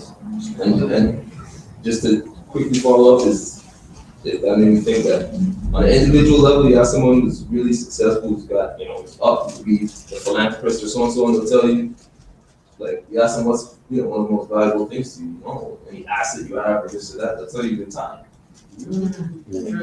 And that having that mentality is what got them there. Not like they got rich and then they realized, oh, like I can jet ski, so my time is valuable. No, their time was already valuable when they were on their face. And then the same thing with the community. If the community wants to thrive, then the community has to value its time, even when it's on its face. And that's the first. Like this goes back to what I said. It's the first thing. It's not the space. The first thing is the time. So, like you said, cycles, like the real time. You know what I mean? Cycles. So, the more we're in control of that and in tune with that, then the more things will just click, just like in your personal life when, you know what I mean? Things are just in the zone. It's like, oh, the last few days, everything's been going right. You know what I mean? Yeah, that has to be on a national. You know what I mean? Yeah. It's like, I was with my brother, half brother, and what was that? I was dropping him back to his house for something. Before I let him out, my dad had called me and he told me he had a washer dryer and he asked if anybody needed it. I didn't know how my brother does his laundry and his situation, right? I just assumed he has a washer dryer and they work. But apparently they didn't work. So he had a washer dryer. I said, hold on a second. Call my boss back and said, yeah, bring the washer dryer. Because my brother needs a washer dryer. He said, all right, cool. Like to say it, like everything just happened. Yeah. You know what I mean? So how much would it have cost my brother to get a whole brand new washer dryer? He didn't lose you. Yeah. Right? Or all we have to do, it might cost Transfer, yeah. And it's done. lunch money, whatever, that's it. Yeah. And that's, the things you need. And then when you have everything you need, it's easier to get things you want. But if you don't even have the things you need, you gotta get it too. In my mind. The concept isn't killing yourself because you don't have things you need. The concept is the only way I'm gonna sustainably get what I need is to get back into it. You know what I mean? And that's not, you know what I mean? Somebody who's young may not realize that. Somebody who's old may not. That's something that when you've done everything you can and then you realize, and then things don't go a certain way, and then you take a breath and then you get back in tune and then things start. You know what I mean? That's when you realize, that's when life teaches you that it's not about the amounts and the things, it's about time, everything. That's what I say. Are you in tune? Be in tune. Frequency.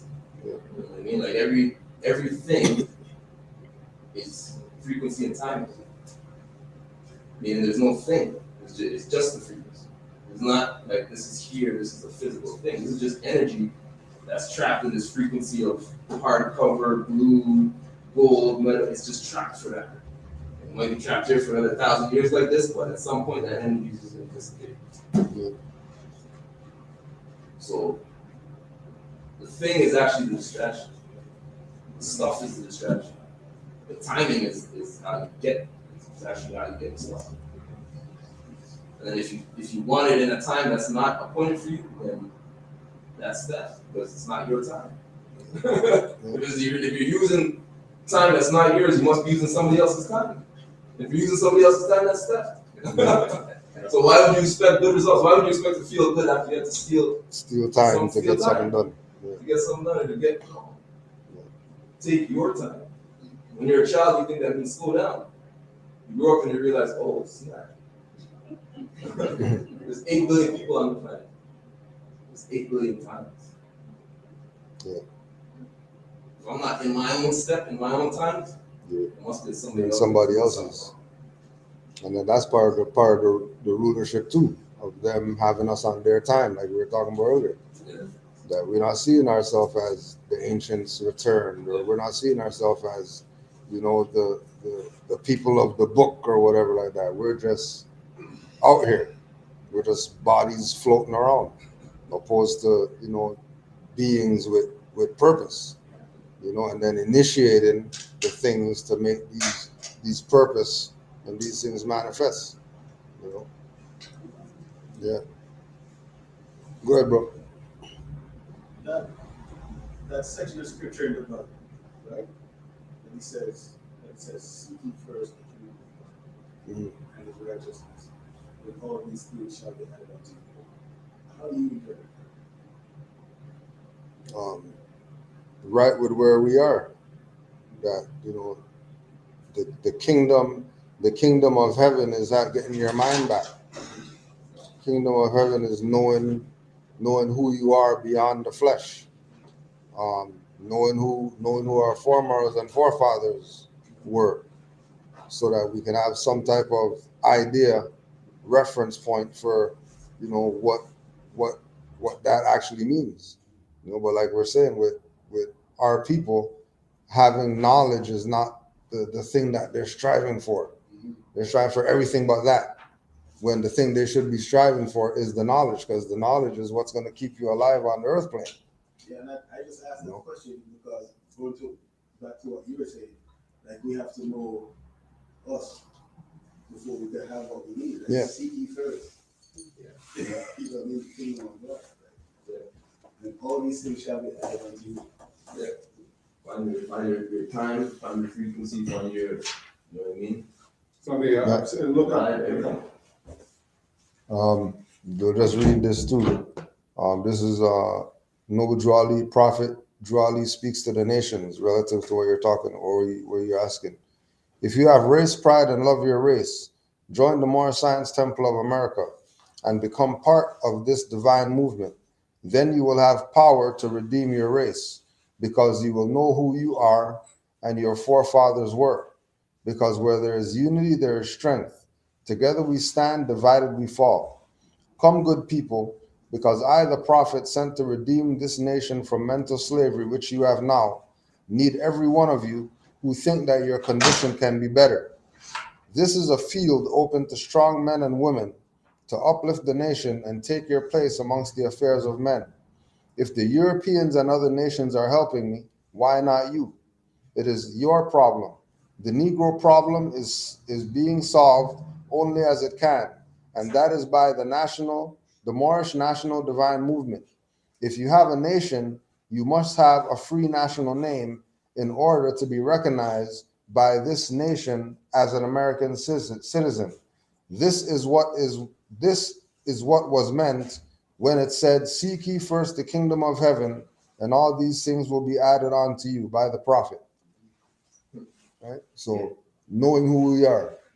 That's right, and that's what it says in here too. When in his teaching, Jesus likened the kingdom of the heavens to various conditions of the earth. He was explaining in terms that the outer man could grasp the various laws and relations of the spiritual realm, or the kingdom of the heavens. The kingdom of heaven is the orderly adjustment of divine ideas in man's mind and body. And it goes on further than that, but yeah. So this is very interesting. Was that the kingdom of heaven? Pardon me? Is that kingdom of heaven you're Yeah. reading? Or you can read some more if you want. Jesus definitely located the kingdom of God, in parenthesis heaven, when he said, "The kingdom of God cometh not with observation, neither shall they say, Lo, here, or there. For lo, the kingdom of God is within you." In order to find this kingdom, man must become conscious of divine mind, in capital letters, and its realm of divine ideas, and be willing to adjust his thoughts to the divine standard. There's a whole lot more, so I'm not going to keep on reading, but I think we get the gist of it here. Yeah. Very interesting. Yeah. So it's having ourselves in that place mentally, so we can get the things done that have to get done. And we have we have Moors right now who are doing 15 hands because there's so much stuff that needs to be done, right? And with what we have or what we're given or what we're able to conjure up, we're doing the best that we can do. We're doing the best that we can do with it, right? And it's about doing that, but at the same time, bringing all these different energies together so we can have something as a whole. And this is just wherever there are Moors at, this idea of coming together, bringing whatever resources. This guy's an electrician, that guy's a plumber, that guy's a whatever. Well, what can you do for the nation? Having um, people in that place where they can feel that they belong to something bigger and that they want to see it continue to evolve. It's not something that is for everybody, because everybody's not gonna take that step to sacrifice. Some people are going to sacrifice when it's convenient, or like you're saying, when there's a benefit, then they're gonna be whatever. You know what I mean? But regardless of what's done by others, what are you doing for it? What screw did you put in to the mechanism to say, yeah, that screw right there is the screw that I put for us to say we have something. The nation is there for us to access, for us to do things with, but it's going to be the minds of the individuals that are woken that's going to make something out of it. Just like we said, we're here, that Moors wanted something in Hamilton for forever. You gotta get some stuff going on there. All right, let's get some stuff going on there. You want stuff in Ajax, you want stuff in Niagara, you want stuff wherever, because you realize that there's Moors, but they're scattered. Everybody's not in one place, so we have to maneuver to make sure that wherever it's at, it's right-minded people, sincere people, righteous people who they have something that's going to be able to evolve, be passed on to other generations, just like everybody else does. Everybody else does it, and they do it again because they have their national backing. They're not coming from some place finding out that they're whatever today. They've been known who they were. They've been going to Saturday school forever. You know what I mean? On top of that, they got weekday school that they go to, and then they got their aunts, whatever, that they got to go to, because that's just the culture. You're not going to interrupt what is involved in the culture, Yeah. There's a way that it functions. There's a way that it's supposed to function. We think about when they have when they do Taste of the Danforth or whatever like that. Right? Yeah. Spoken like a true fan.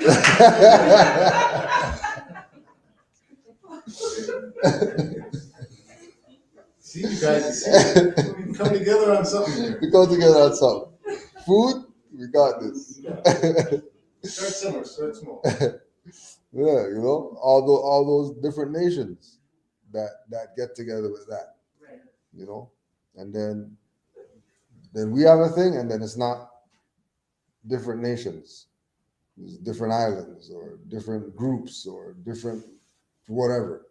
When they do something, nations. No, but I think there's, I just think that there's a different quality there. Every day you can go to Greek town.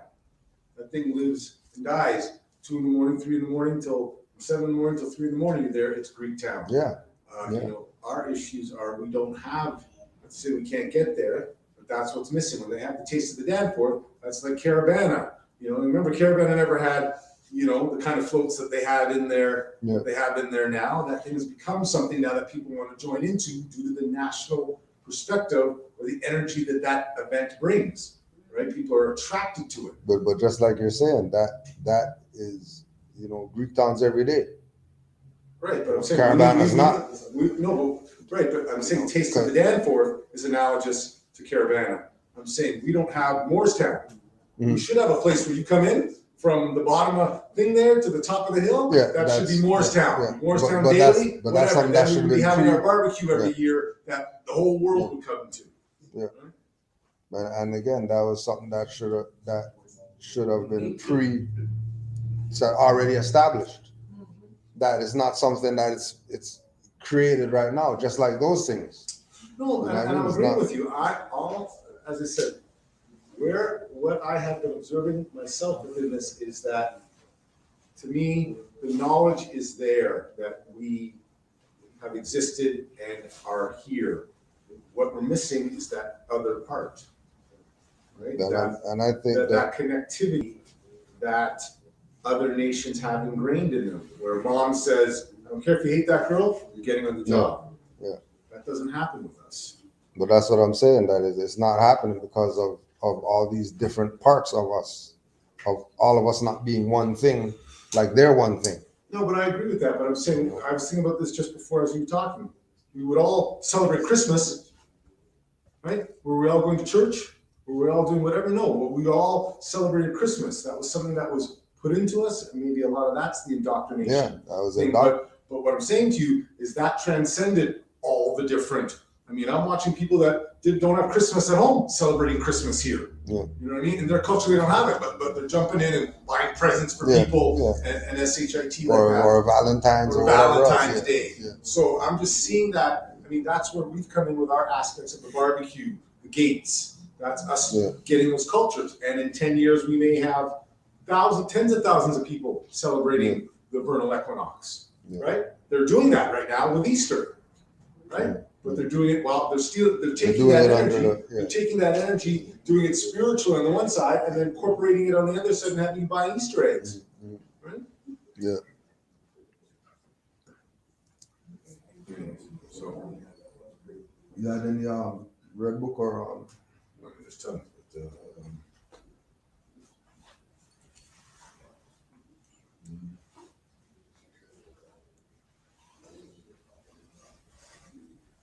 I would say the red book on heroism. Oh, right, 18, I was right there. There you go. There you go. Mysteries of the Silent Brotherhood, chapter 18. Yehoshua passes the 5th adept degree, heroism. The sacred temple groves were rich in statues, monuments, and shrines. Here Yehoshua loved to walk and meditate. And after he had conquered self, he talked with nature in these groves for 40 days. And then the guide took chains and bound him hand and foot, and cast him into a den of hungry beasts, of unclean birds and creepy things. The den was dark as night.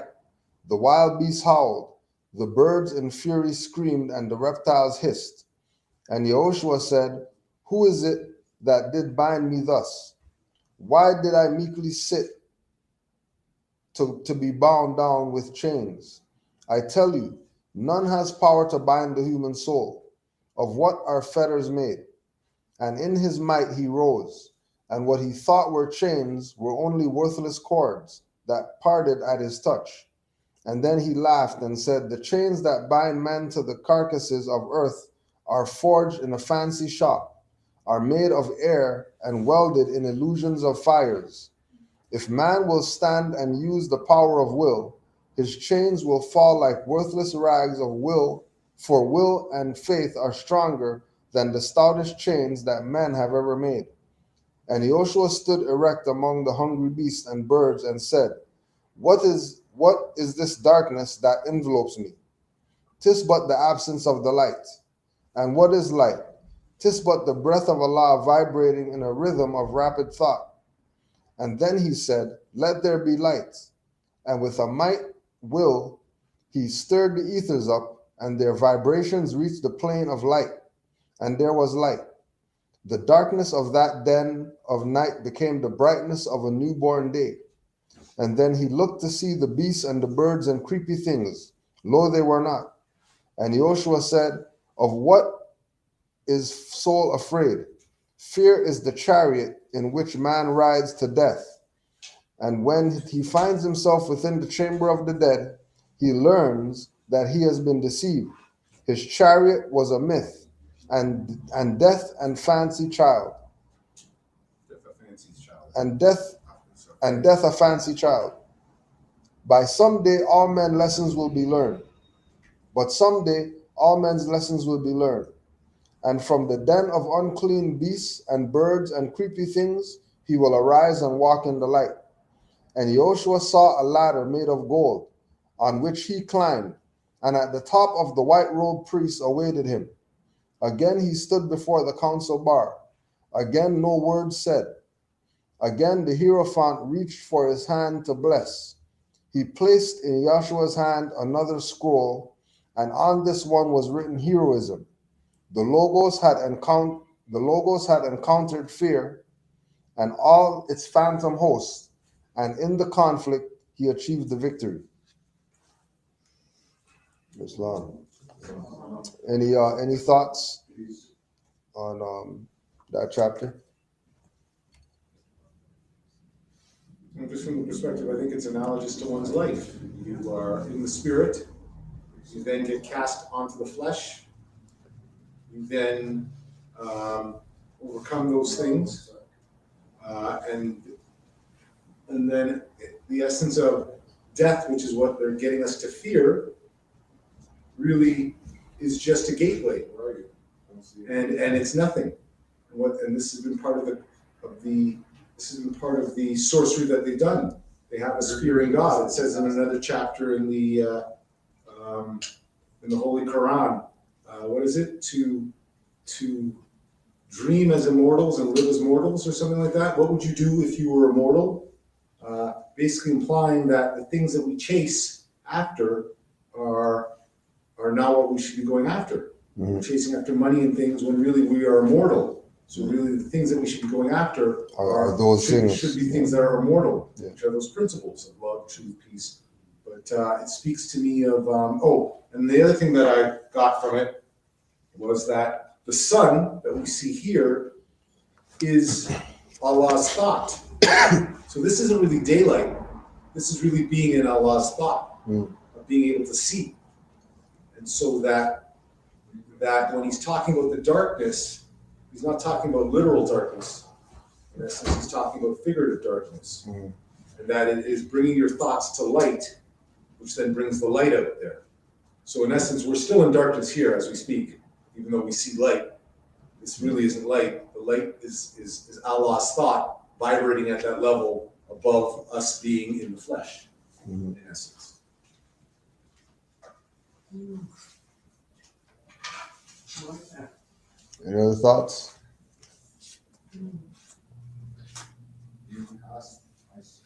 Right here, it's silent. Oh, and then if you want to, the next one after that, which is his last challenge, is so what I've noticed in this red book, which is analogous in the Quran, is that there are these tests, the 6 tests that we have to go through.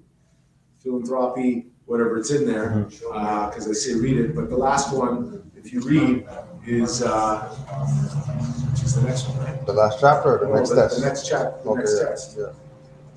Joshua takes the 6th degree and passed the 6th Arab chamber of the eastern sages. In all the land, there was no place more grandly furnished than the beauty parlors of the temples of the sun. Few students ever entered these rooms.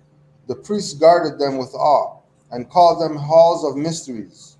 When Joshua had attained the victory over fear, he gained the right to enter here. So I'll just break in the victory over fear is the victory over death. The halls of the sun, to me, are where you get when you reach the sun. Not only the S-O-N, but the S-U-N. Go on. The guide led on the way, and after passing many richly furnished rooms, they reached the Hall of Harmony, and there was Joshua left alone. Among the instruments of music was a harpsichord, and Joshua sat in thoughtful mood. inspecting it, when quietly a maiden of entrancing beauty came into the hall. She did not seem to notice Joshua as he sat and mused, so busy with his thoughts. She found her place beside the harpsichord. She touched the chords more gently, and she sang songs of Israel. And Joshua was entranced. Such beauty he had never seen. Such music he had never heard. The maiden sang her songs. She didn't seem to know that anyone was near. She went her way. And Joshua talked with himself, said out, "What is the meaning of this incident? I did not know that such entrancing beauty and such queen-like loveliness were ever found among the sons of men. I did not know that voice of angel over graced the human form, or that the Sephiric music ever came from human lips. For days he sat entranced.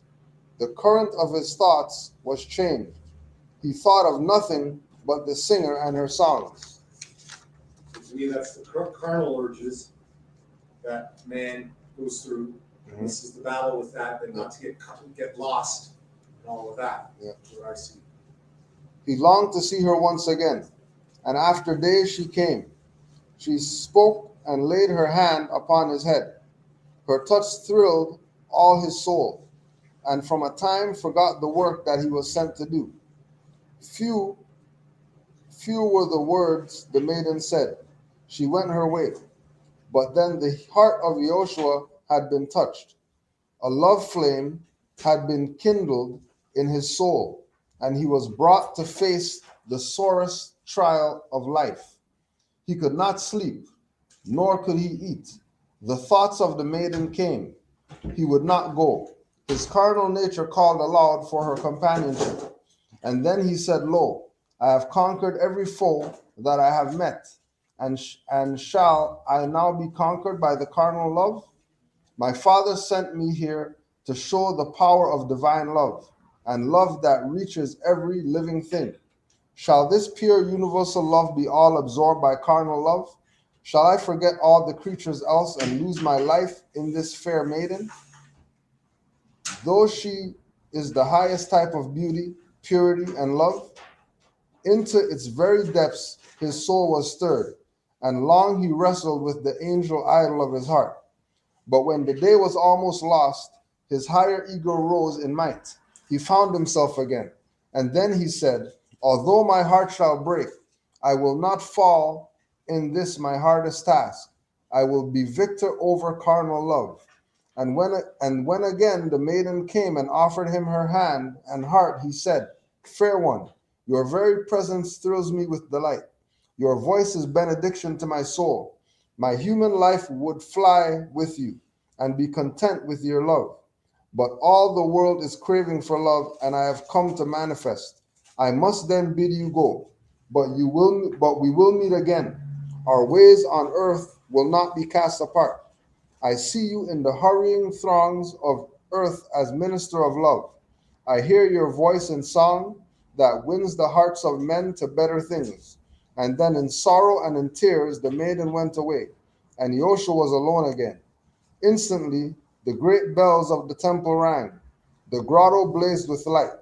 The Hierophant himself appeared and said, All hail, triumphant Logos. Hail the conqueror of the carnal love stands on the height. And then he placed in Joshua's hand a scroll on which was written Love Divine. Together they passed from the grotto to the beautiful temple, and in the banquet hall a feast was served, and Joshua was the honored guest. Islam.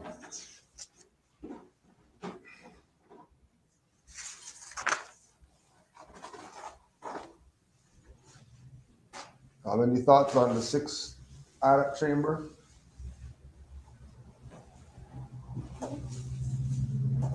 I think the major point was made that, you're, like we were talking about earlier, on the soul plane, we're gonna have our foes. And even on the earth plane, we're gonna have our foes. And the majority of the foes are gonna be of a carnal nature, right?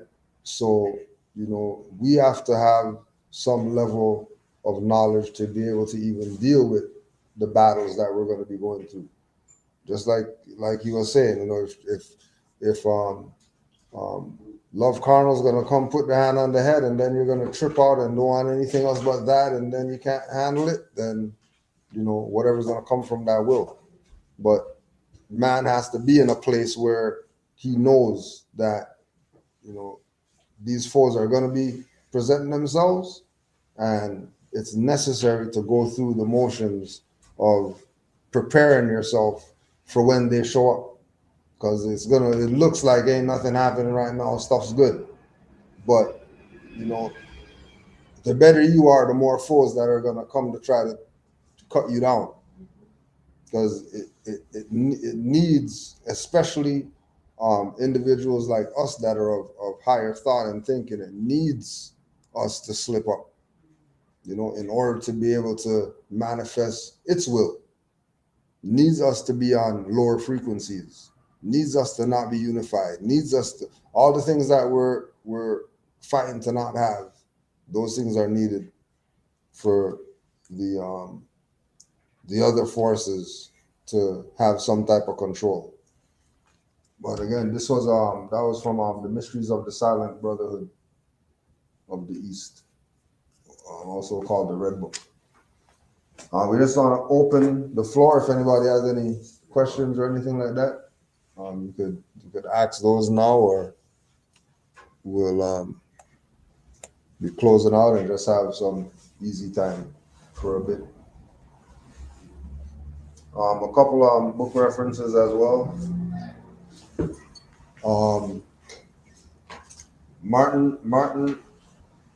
Martin Delaney, The Origin and Objects of Ancient Freemasonry, and its introductory into the United States as Legitimacy Among the Colored Men, 1853.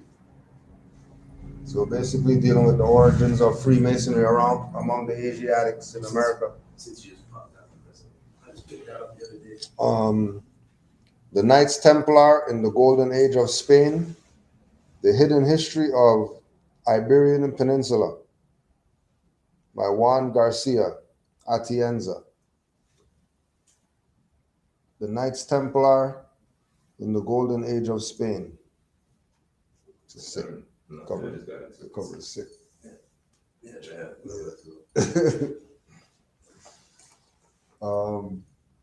The Crescent and the Compass, Islam, Freemasonry, Esotericism, and the Revolution in Modern Age. The Crescent and the Compass by Angel Millar, Millar. And the last one, Negroes with Guns, Robert F. Williams, talking about all the non-violent groups or whatever like that, and all that stuff. NAACP, all of them were packing. They weren't going to use it, but all of them were packing. All of them had their arms. Yeah, all of them had their arms. It's interesting. Just brought it up because I think Julissa just posted that the bail amounts for most of the residents. Yeah. Just in case anyone's wondering. Yeah. What do you mean they're out now? No, they finally gave him bail. They gave him bail. One of them already posted, so one of them. One's out, the other ones have bail, and then Jamal and Jamil. I think their thing's coming up on the 4th. Yeah, I think their date's on the 4th. Are those two the two main ones or something? Yeah. No, I don't know. I didn't have any bail hearing yet. Yeah, the two main. That's brother was asking me to do it out. Is that Jamal out? No, they're gonna in 2 days they're gonna decide the bail Oh, okay. or even if he's gonna get a bail hearing.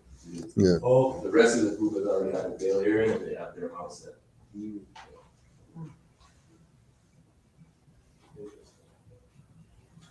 I didn't see the verdict for that. Did they say that he was dangerous or I didn't see the verdict for that? Not even. Because the whole thing with well, yeah, they found them dangerous. That's why they kept them, Yeah. but they could only keep them for a certain amount of time under the dangerous heading. So That's what I was asking. Because I know it was, yeah, it was gonna put him and I think it was only two of them that was gonna put. yeah. But again, it just shows, like we're saying, the colonials have their plan. They have their way that they're doing their stuff, and you're either in line with it or you don't stand a chance with them, right? When it comes to certain things. I was gonna say too is to start to really be observant of different jurisdictions and how they move. Yeah.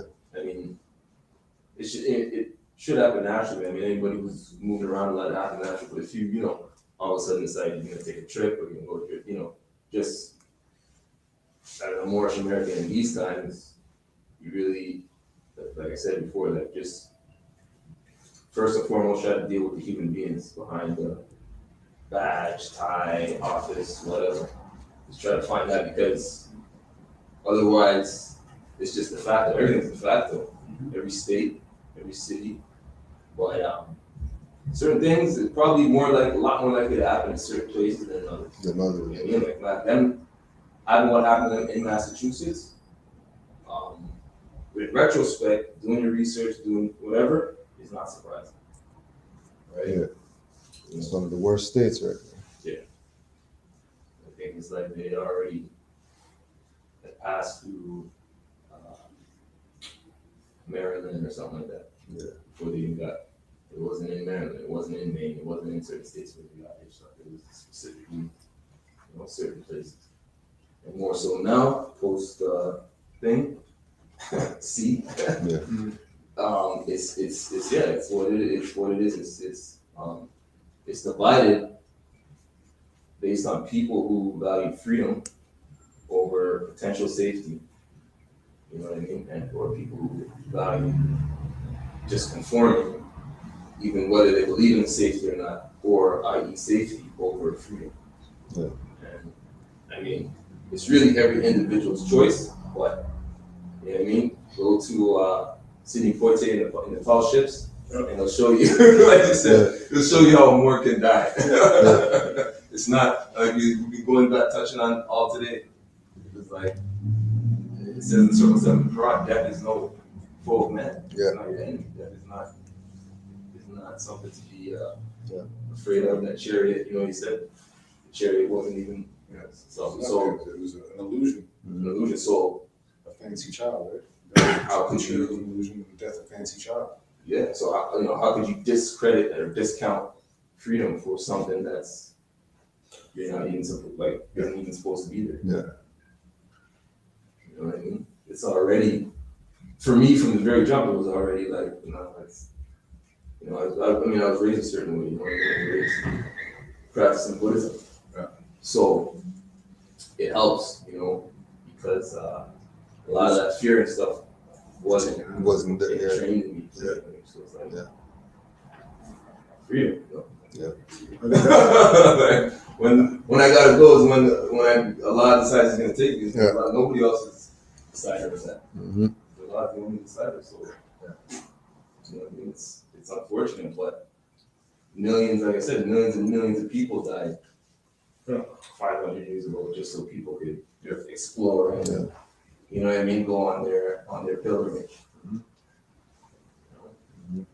And now we're here, the survivors, and we wondering this and questioning that, and it's like, that was a serious genocide. Like that's probably the worst genocide the world has ever experienced. That we documented and looked at. Yeah. But that's why they always put up other things. You know what I mean? A lot of things, different people, Mhm. other parts of the world, but anybody who studies knows, like, there's 30 to 50 million people here, and like, so our millions died. Just Yeah. It's not again, and it's like it's not a moral thing. It's science. Right? Now we know what we know that you can't separate two populations even if they're the same species after thousands of years. Yeah. The disease that one has is going to cripple the other. Yeah. Without attention, it's just science. And that goes back to what we were talking about, we've gone full circle. They can't acknowledge us as the indigenous people because then they have to acknowledge their debt to us as well, Yeah. Yeah. So. That's the last thing they want to acknowledge. Huh? That's the last thing they want to acknowledge. Right. That debt. What I find really, I shouldn't say amusing, I think it's crazy. Every time they have any type of meeting or whatever on any of these, libraries or government buildings or university or anything, they get up and they talk about how we have to acknowledge that we're on First Nation land. Yeah. So you come into my house, you killed most of my family, you tell me I have to live in the bathroom and you got the rest of the house. Then you invite people over and say, you invite them over and say, we're going to acknowledge that this land belongs to people in the washroom. You know what I mean? Yeah. Why? If you're acknowledging that you stole the land and you raped the people and you gave us the, what you call it, and the blankets and all that other stuff, Yeah. give us back our land. Why are you doing this? And people just take it like it's some, it's a wonderful thing that they're doing. Yeah. It's not wonderful. It's far from it. Yeah.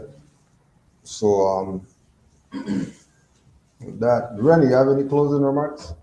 I just want to thank everybody that came out. You said it already, give honors to Sanka for letting us the space. Yeah. Hopefully we can have more of these, Yeah. Just give honors, pat yourself on the back for Yeah. everybody that came, maybe the truck, Sure. from out of town. Yeah. Thanks for getting us a space, really. Yeah.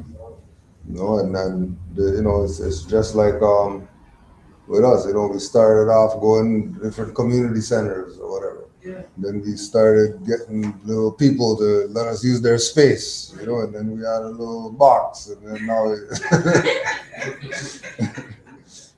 so it starts somewhere, and we realize that once we keep doing the work, it gets easier for the ones that are coming up after. You know what I mean? Just like what Ray said, just had a connection with somebody who got some space, just because he was being himself. You know Oh, what I I don't mean? say that. I say it's more that he recognized that we recognized who we were. But yeah, that And too. there's a national perspective, Yeah. from the perspective that he realized he was dealing with other With nationals. other nationals, yeah. Connected back to our brothership across the whole board. Yeah. So it wasn't really about that. It was much more a national perspective, Yeah. I think. And I think it was partly national, partly divine. I only got to meet Sanka once, but he had. Yeah. He had that energy, yeah. Right? Yeah. Exactly, so. Yeah. Yeah. Recognition. Any No, closing just, thoughts? we're out in Ajax on April 27th, which should be 2 weeks from now. It'll either be Saturday or Sunday. And just look out for the email. I've been trying to get to the host. He hasn't been getting back to me, but we should have something sooner than later. And I think between now and then, I guess, Yeah. back at the temple. Yeah. So next week we're back. Next 2 weeks we'll be back at the temple, and 27th will be in. 27th we're in Ajax, and That's it for now. May might be St. Catherine's. May might be St. Catherine's, and the end of July probably with barbecue and stuff like that. Early July will be barbecue, either the first week or the second week, and then we might be starting up the In the Park series around end of June, July, depending on the weather. And then we might be looking at, we definitely trying to look to get down to Montreal in the summer, probably August, but in between then we'll have our summer solstice. Yeah. And what else did I forget? And thanks for the food. Thanks to our 5 principals and Jose and Shah for giving us some drugs. You gotta give it up for the food. Spoken like a true fat boy. Always honoring the true God, Always honoring the true God. So with that, we'll close out. We're looking at, I think we got half hour or something like that. So if there's some more there, pretty sure. Don't worry. We got enough. Snake, hold on. What rule is that? We talk about the intro. Scrapas is here, man. Scrapas. 5 on the left, 2 on the right. Allah, the Father of the universe. Allah, Father of the universe. Father of love. Father of love. Truth. Peace.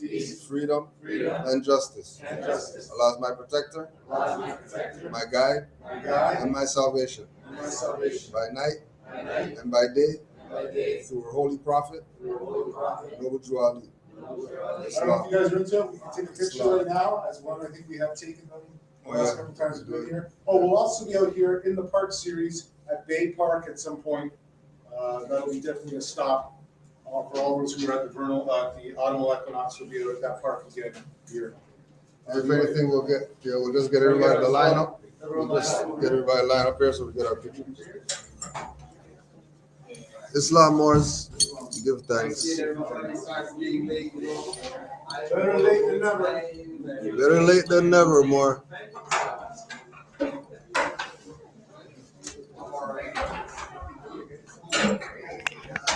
I got a little scrumple in the Good beats? Yep. That's good, more. Yes. Good to see you. I brought you guys doll, eh? You say you. Listen, I don't know if you know about Fat Boys. We like to have all of the food that we're going to